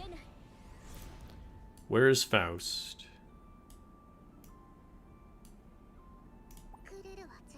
Give her some gear. Yes, she does have interactions. Confirmed. Oh no, she looked upset about it. Maybe that wasn't consensual. I'm sorry, Faust. Oh, we have some star upgrades we can do. Yes, you can sweep and get some extra EXP. That does help. I've done that a couple times. Alright, so since we pulled Faust, I'm trying to get at least like one of every character for the like index thing. What am I doing? So let's change my wish list. So we'll take off Faust and put on Mordred.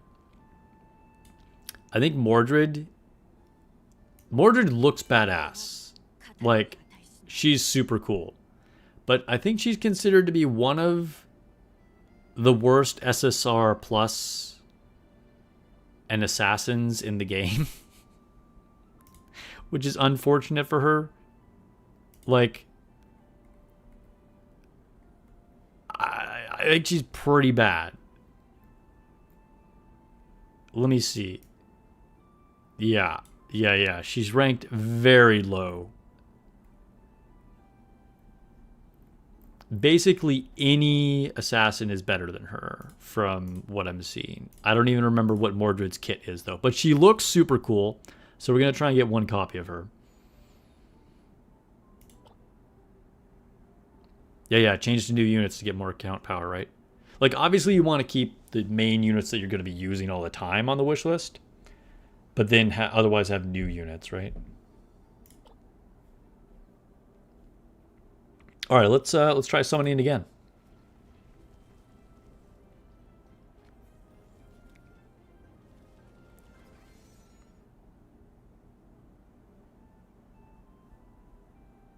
Attempts on the gear bosses are for sure worth it. But I wouldn't use the attempts yet. I would wait until you get to the higher stages to actually use them. But yeah, I would buy the extra gear attempts in the shops.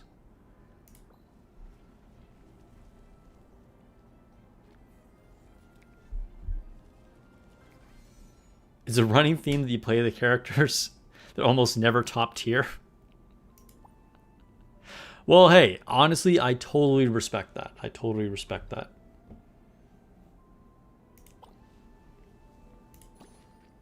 Oh, we can use Faust as our new player ID.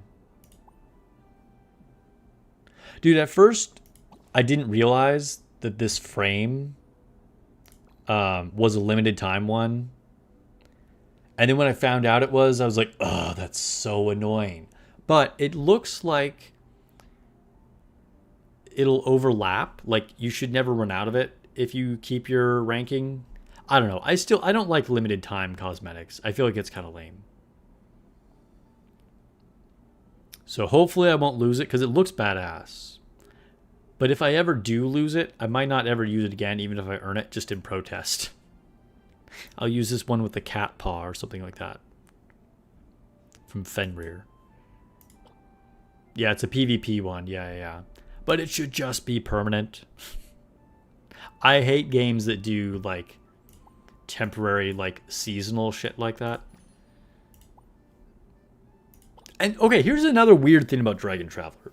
For being real here, there's a lot of things about this game that kind of piss me off in a way. Like, I don't like temporary cosmetics. I don't like the guild auctions. I don't like that it's kind of pay to win. They push a lot of microtransactions. And yet somehow, despite all these things, the game shines through it. Like, it's just fun. Like, and I'm not sure why it's so fun. Because, to be honest, I normally would not even really like sort of the cartoony art style either. Like, there's so many things that shouldn't work for me with this game. And yet, I genuinely like it. Like, I just like the game, and I don't know what's so good about it. The combat is cool. I think it has a pretty cool, like, the way the classes interact, and you have, like, counterplay on the positioning. I think that's really cool. And the story is funny, and I actually have started liking the art style. Like, I normally wouldn't, but I actually really like it. Gotcha brain go burr, yeah. I don't know. It's it's just everything I do in this game, I'm like, hey, that's kind of cool. Like, I don't it's just silly, but it's fun. Okay, so let's go to, why can't you run around the map? Dude, that is a good point. It's kind of weird that you can't just run around on the map. It is very weird.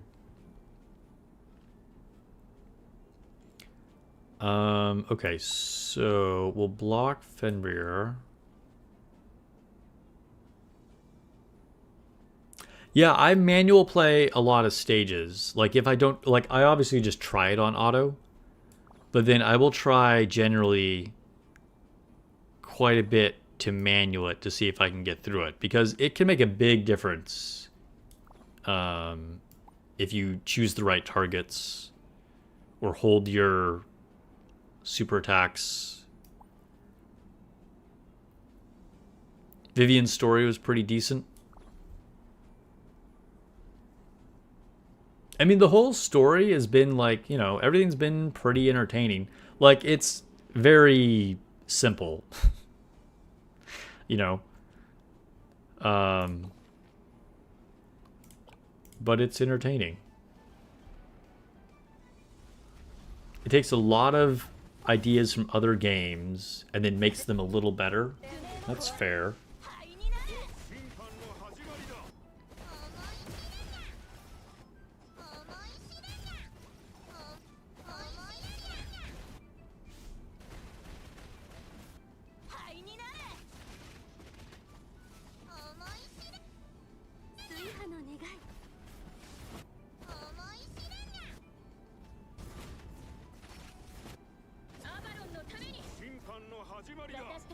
Sometimes can auto all the way to the current chapter limit, but then Wormbone Dungeon will get stuck at 10% deficit. The Wormbone Dungeon stages in general seem to be higher difficulty.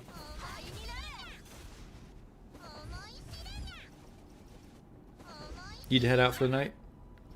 Yeah, have a good night, man. Thanks for hanging out.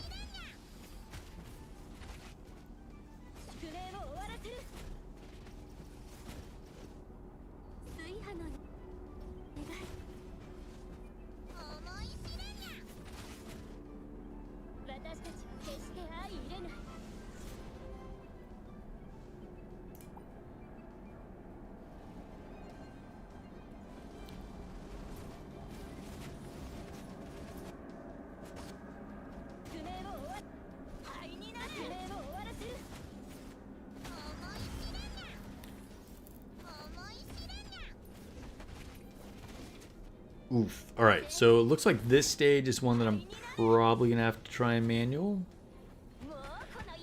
Because I think we were just dying to, like, because Titania just got to stay there alive, right?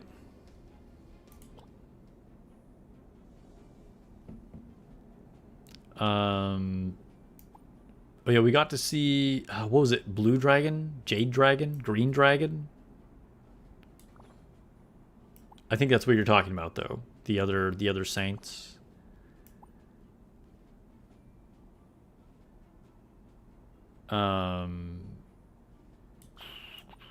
Alright, so we need to target Titania.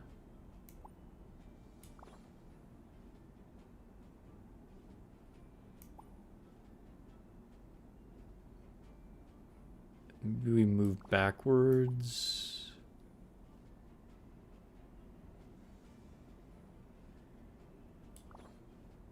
I think we'll do this.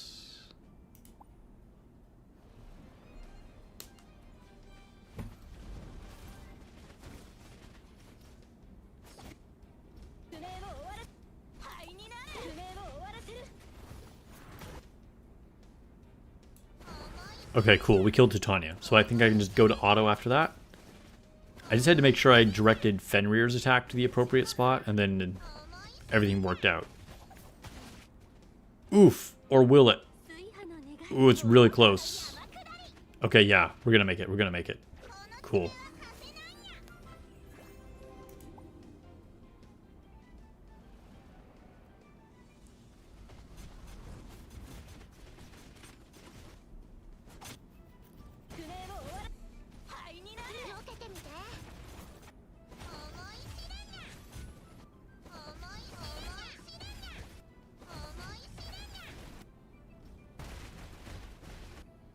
Freaking Anubis resetting his HP all the time.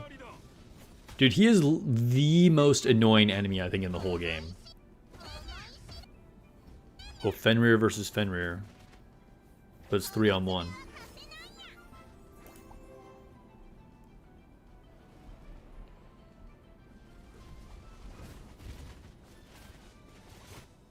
So what chapter are you guys on? The chapters definitely get a lot longer. I feel like, or maybe it's just because they're harder now, so I'm progressing slower, but I feel like there's more stages. Like after chapter 20, I feel like 21, 22 have been super long compared to the earlier stages. But I didn't actually count them, so I could be wrong.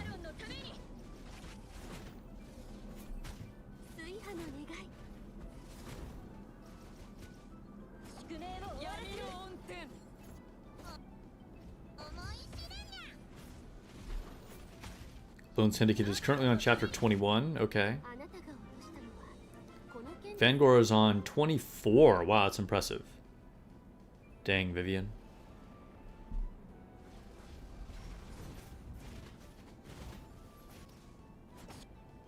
Sudden is at 21. Okay, okay.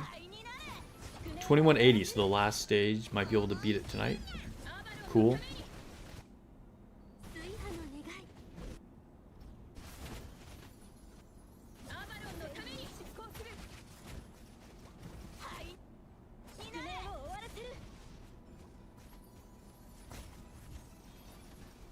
Oof, okay, so we lost that. So, let's see about proper positioning. Okay, we want to target Chiron / Horse Girl. I would like to hit a Tanith, but that's not going to be possible. I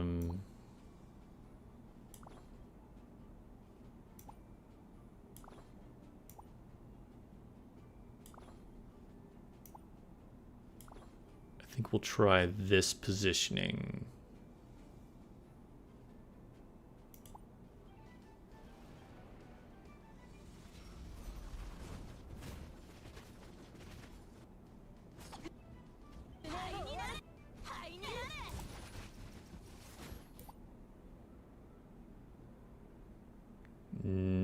Yeah, we're gonna hit a Horse Girl.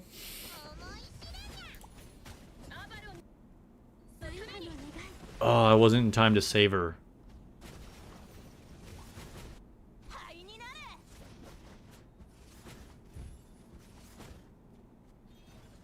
This is gonna be close. Oof, that Gabriella just did a huge amount of damage. Okay, okay, we got there, we got there. They release half a chapter per day, so it's not too hard to keep once you catch up the first time. Wait, I didn't even know they were currently releasing chapters.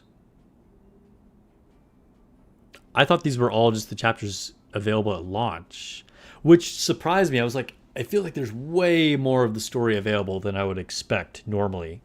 And typically you have to wait like a month, 2 months, etc. for them to make new content. So Fangor, you're saying you found out that they actually release new chapters every single day? Did they like announce that somewhere? Or I guess you just found it because you like actually got to the end and then there was more the next day? Oh, this is really annoying. Okay. Okay, we will hit the light elemental in the back. This looks like this might be a pretty hard stage.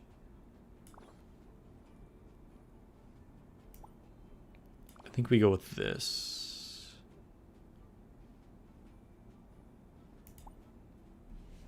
But I think I want to manual this. Okay, so we're going to aim here. Here.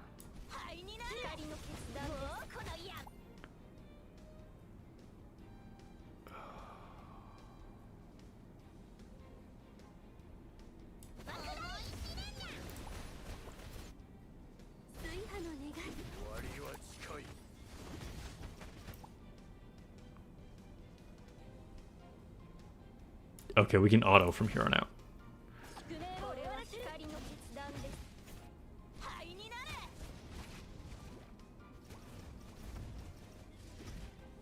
Freaking Beowulf over there. Reviving. They locked it behind daily resets.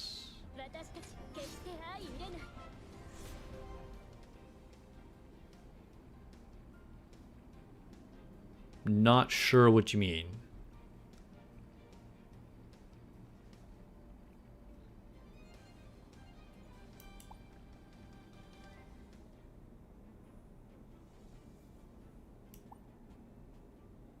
Okay, I think we need to stay here to block Fenrir.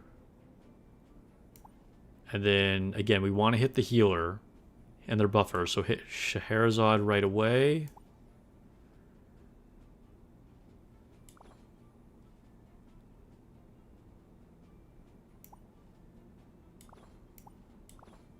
And yeah, we'll have Poseidon tank White Tiger. Draw the fire from Vivian. Like example, today you can't progress past 2440. Okay. But after reset, they'll go to 2480. Okay, so they are releasing stages every single day, you're saying?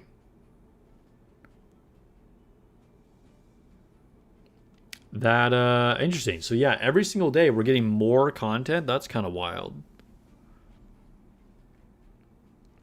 Do you feel like the story interactions are fewer than they were? Like at the beginning, there was way more like story shenanigans and like the little cutscenes. And then like now there's not as many. Or it's just because the chapters are longer. I don't know. That's what I've noticed though.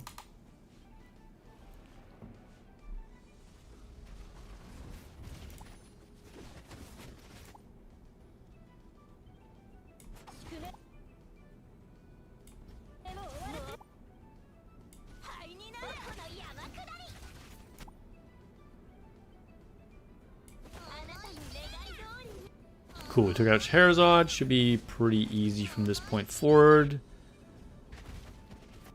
Ooh, maybe not.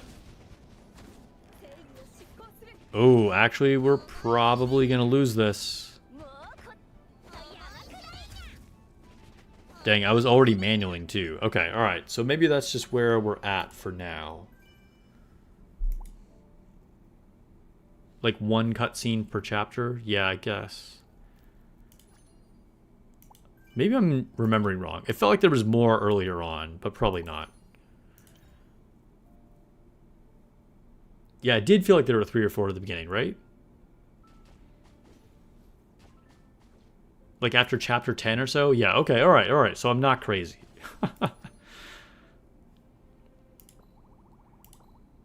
Sweet. Okay, so we got to 20. Which means we can activate these things now. That's exciting. Okay, so we can get Shield Guard, which would apply for Oberoni, so that's good. Oh, then these are just the like perks. Okay, so let's get the subclass.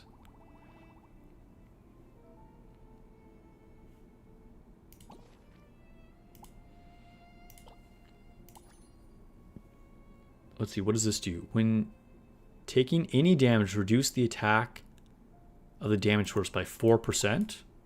Sweet. All right. So you just like basically always take 4% less damage. And then I don't have enough to do this HP node, but that's okay. Okay. So let's go activate it for a girl's subclass. You feel like you're getting fewer gallery images? Yes. Yes, exactly. I feel like I'll do something and then I'm like, oh, is there a new scene? But there isn't. Like the last one, but I don't know, what chapter was this Titania one from? Was this chapter 20?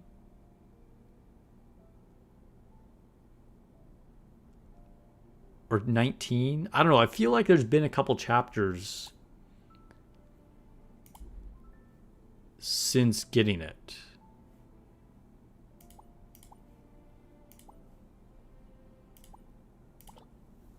I don't know. We have new oath things.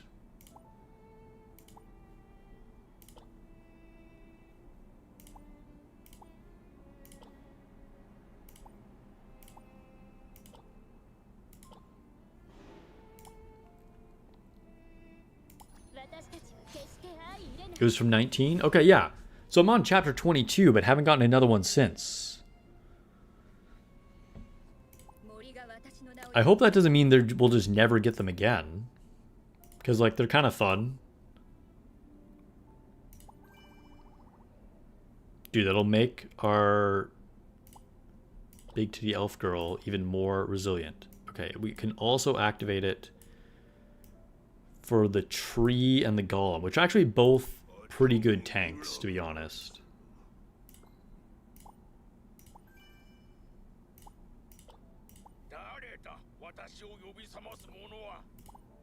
Oh my god, Yggdrasil, chill.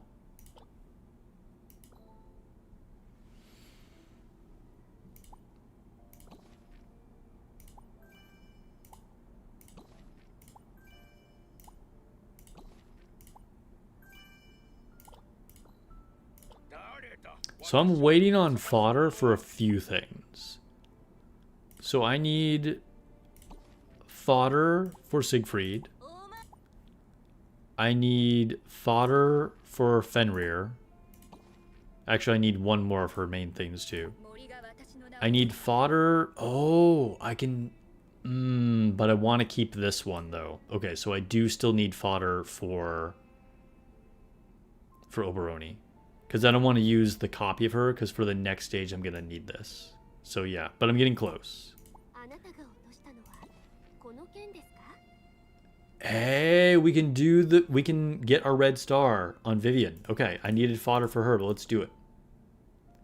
Let's do it.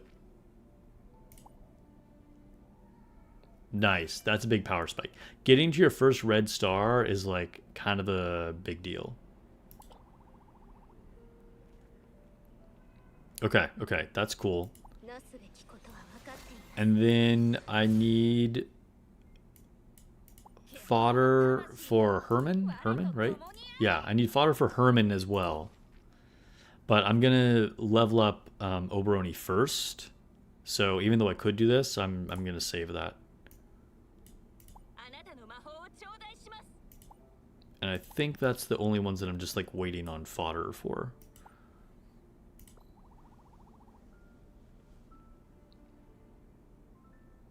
Ever get wrecked and then realize you turned off auto burst? I'm sure it's happened a couple times.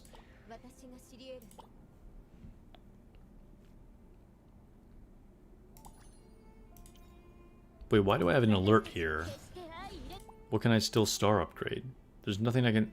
I guess because technically I can do Herman right now or Oberoni. So that's why I have the notifications there. Okay, whatever. Okay, protagonist. I can't do anything there. I do have my Halkins. It's annoying that I can't get rid of these notifications because it's just like I want to save it up to like level up other people. But it's like, you could level up this person. But even after you look at it, you have the constant notification. It's kind of annoying as heck, but okay. Alright, so we did everything in adventure. We pushed as far as we could in campaign. I took out some people in my oath thing, so I better re-add them. Because we used them as fodder. There we go. Okay, so the only thing left is the PvP modes, and then we'll wrap up the stream.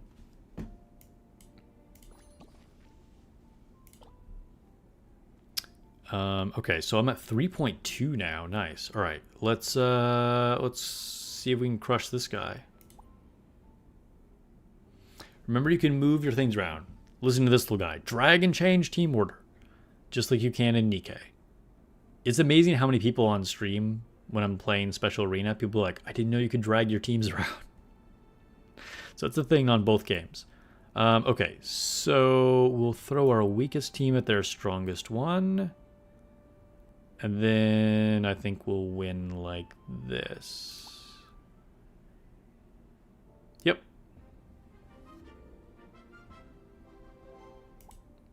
Wait, am I hiding my people appropriately? Hidden character, hidden character, hidden character. Okay, yeah, I am. I only have one hidden character on each one that I can do so far, so cool. Okay, now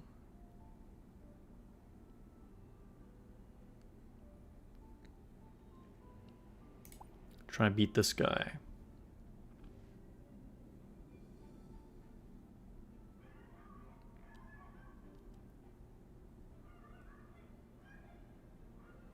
We can probably leave this as is.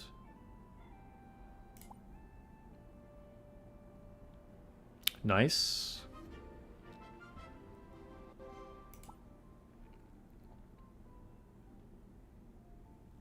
Okay, last attack of the day.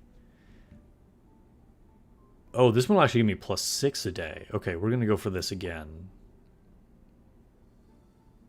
Oh, this should be an easy win right here.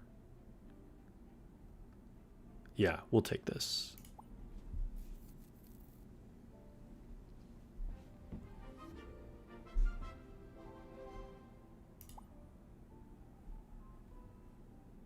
Grab my points. I'm not sure what I'm really going for in the store here, to be honest. Like, I think I want to buy this, which I have enough points to now. You also have the League store. It takes 15,000. In the advanced one, it's cheaper. I think I'm going to buy this, right? Like, I literally can't even use this yet. And I haven't encountered needing these yet. But I know I need more of these dragon stones. So I'm going to grab that.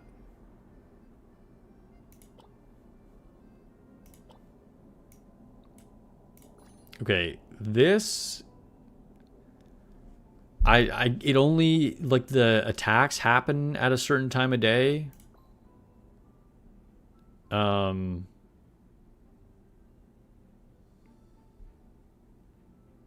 Wait, this is me. This is my... Okay, today's schedule is ended. Okay, so I won 8 and lost 2. Nice. Okay.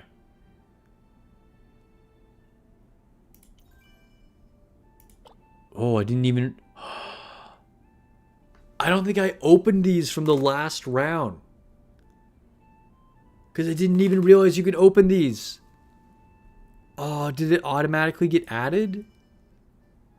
I hope it automatically got added. Because I totally didn't realize you could click these treasure chests.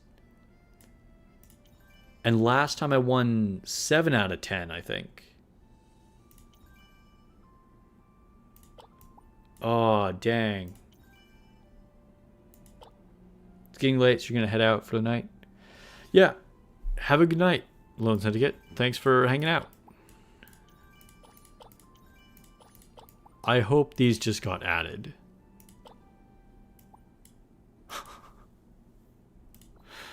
That's unfortunate. That would suck if I missed all those. Okay, I'm not even sure what you do with these divine crystals. I'm gonna be honest. I have no idea what these do. There should be a claim all buttons for those? Yeah, for real. I think I'm just gonna save this currency. Kind of portraying this as the most valuable thing. But I don't know what it means to enhance a luminary's divinity. So I'm not really sure what I need those for. I don't have any, so I presumably should pick one up, but we'll see. We'll see. Okay, we have 2 more modes. So points league now.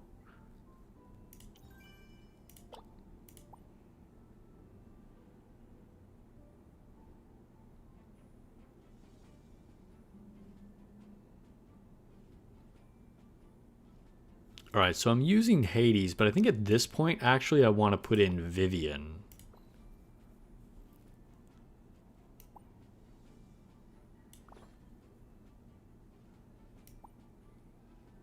And we'll just go in the middle to hit a Tanith.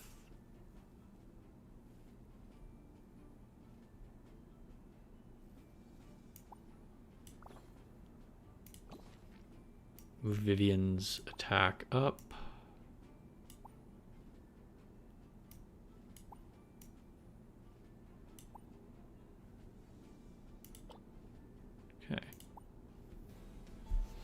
All right, Fangor, have a good night or morning, whatever time of day it is for you. Yeah, this is a long stream, I guess. It's getting late for me too, even. But yeah, we're gonna finish up these PvP fights and then end it.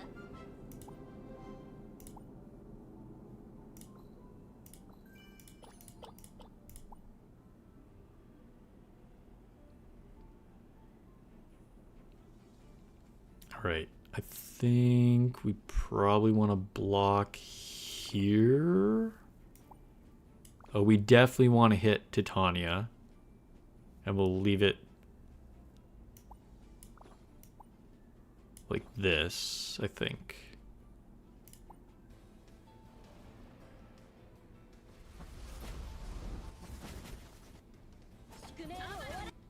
Yeah, that was the right choice.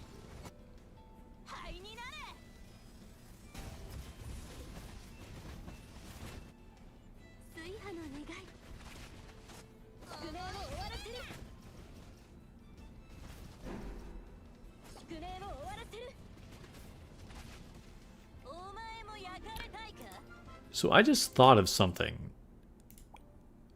Is my defense team, I don't remember, did I put a hidden character? Because I don't know if I did it for this game mode either. It doesn't look like, the game just randomly picks ones to hide, maybe? I'm not sure how that works. Because like on the other game mode, you can choose which ones you want to hide, the one we were just doing. But on this one, it seems like it just happens, which would kind of be in theme because like your opponent is random too. Okay, we definitely want to hit Scheherazade, so we'll move her up and then probably do that.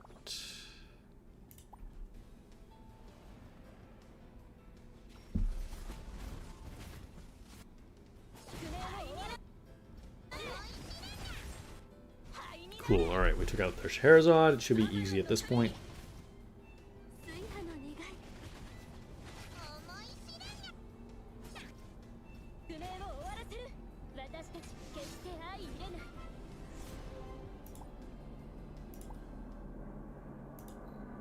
Claim our rewards. We have 2 more rounds? 3 more rounds, okay.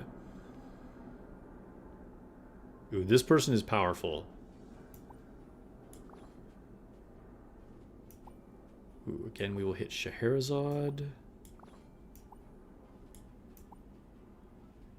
I think we'll position like this. Ooh, their Fenrir might kill my Vivian. We got their Scheherazade. Our Ifrits hit each other in the face. Oh, we took a big advantage. We're gonna win.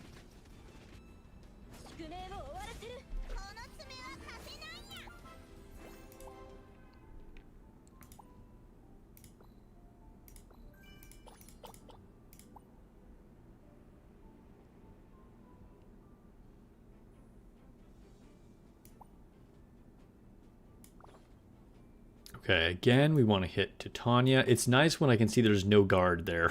Because then I'm like, alright, cool, I'll just hit your healer. And then it's usually a pretty easy victory. And then, yeah, we'll block all their unknown ones with Oberodi, who I just got out by accident.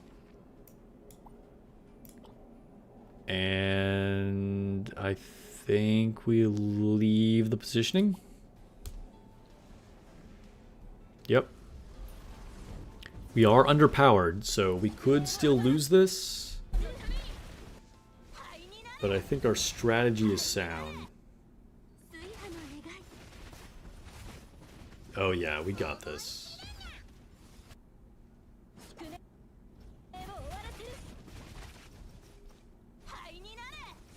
Clean up.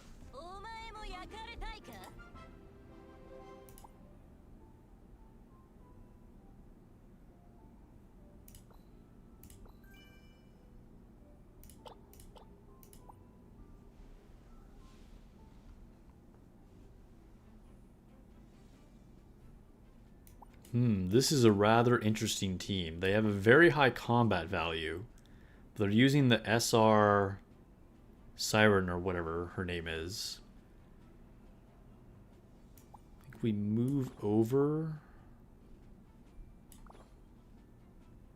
Do this. Hope for the best.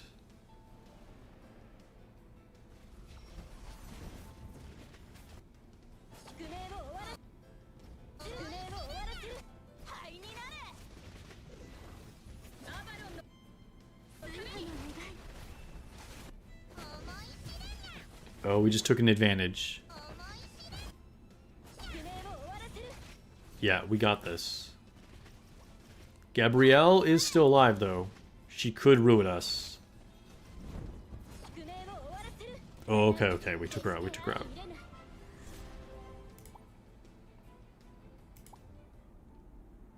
Okay. So that was our final round in that mode. So this will be our last thing, normal arena. And this will likely be quick because we'll probably just sweep these, I'm guessing. Let me change my defense lineup really quick. So take out Titania, put in our new Vivian.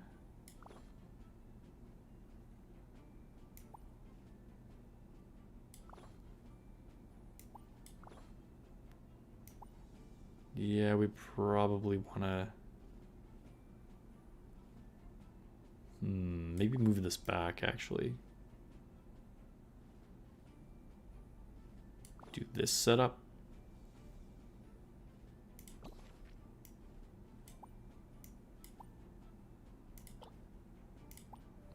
Okay. So we could probably beat this person. Let's refresh. Maybe there's a better target. Oh, no, that was a really good one. I accidentally... Okay, yeah, we'll fight this person. They're weaker than me, and I can get some gems. So again, block the Fenrir Assassin. Ooh, they have their own Vivian, who they have placed in a way that I cannot hit. So Chiron is our second best target there. This is basically a mirror match, except they have Chiron and I have Siegfried.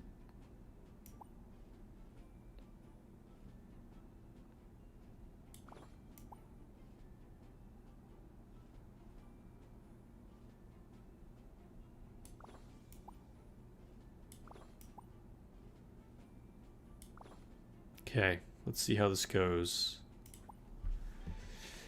I think it's kind of 50-50.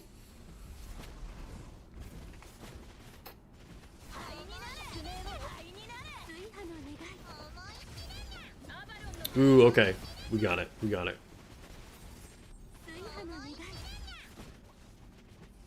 Well, yeah, okay.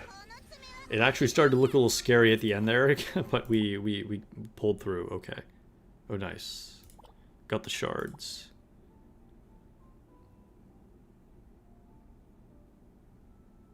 Okay, I think we sweep this person. 100 coins. That's pretty good.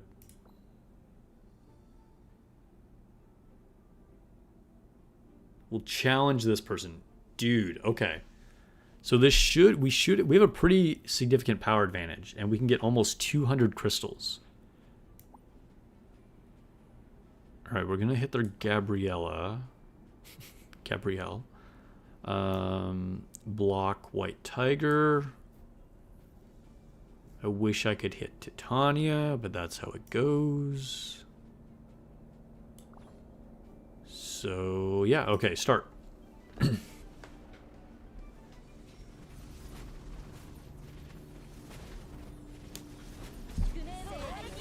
Good.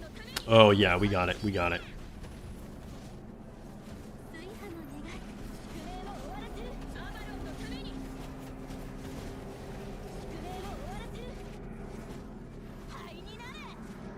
Yeah. Pretty crushing victory, honestly.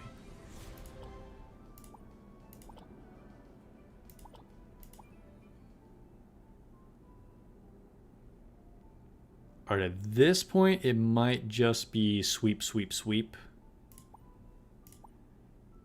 Nice, got experience. We'll refresh. Okay, let's risk this. We have a possibility of getting 300 diamonds, crystals, gems, whatever they are. And we're almost the exact same power level. So maybe I'll lose, but this is like a pretty good come up if we can actually win. Okay, so block Fenrir. We can't hit their Vivian. So we will hit their Ifrit.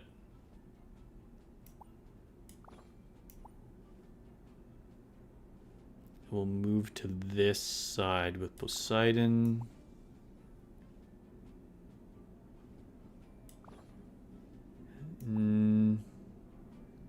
Yeah, okay. I'm at a slight power disadvantage here. This is going to be difficult. Let's pray for the best. Hopefully my positioning... This is basically a mirror match, but he's slightly stronger. But my positioning should be a little better. He's using the blue dragon, I'm using the red dragon, so that's different too. Oh no, he killed my dragon. That's a bad sign. Oh, this is all extremely close. Oh, it's just Fenrir versus Fenrir? Oh my god. Oh, this is ridiculous. We can't even see what's happening. Ah! Oh man, that was... It does not get any closer than that. That was crazy. Oh man, that would have been so epic. That was worth it though. That was worth it. You're probably one day away from 1 million power level. Love the progression in the game overall. Nice. That's a huge milestone. And yeah, you do feel like you have like a really good pace of like kind of constant progression in this game. That's true. Maybe that's one of the things that like makes it feel so fun.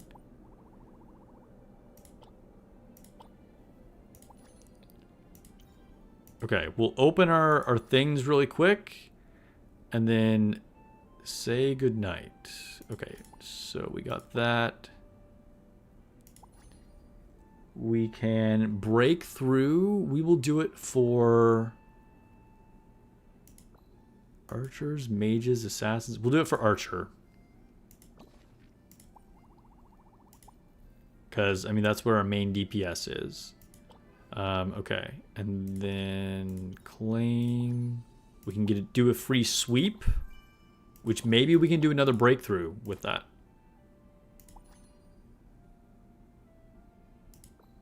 Yep, we'll break through assassin. And then next will be mage. Oh, that changes our oath things.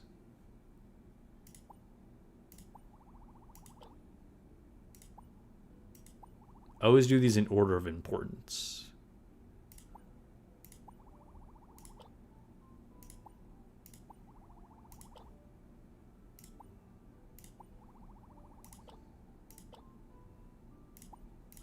Oh, and then we have something in here. What of an alert here?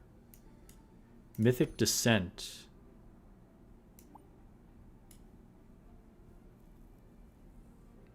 Obtain quick patrol 2 times. Wait. Oh, okay, sure. We'll do it. For 80 gems. And we got 50 back, so it was really just cost 30. And we got a bunch of rewards. Yeah, and then we can claim this. Sweet. Ooh.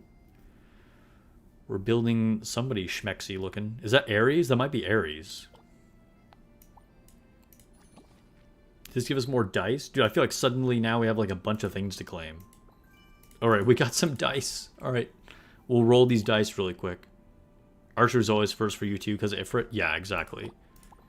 Like, it just makes the most sense.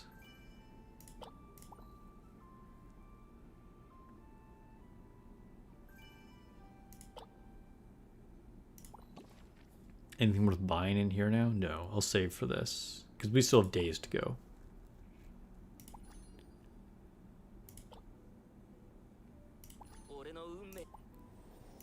Ascend, ascend, ascend.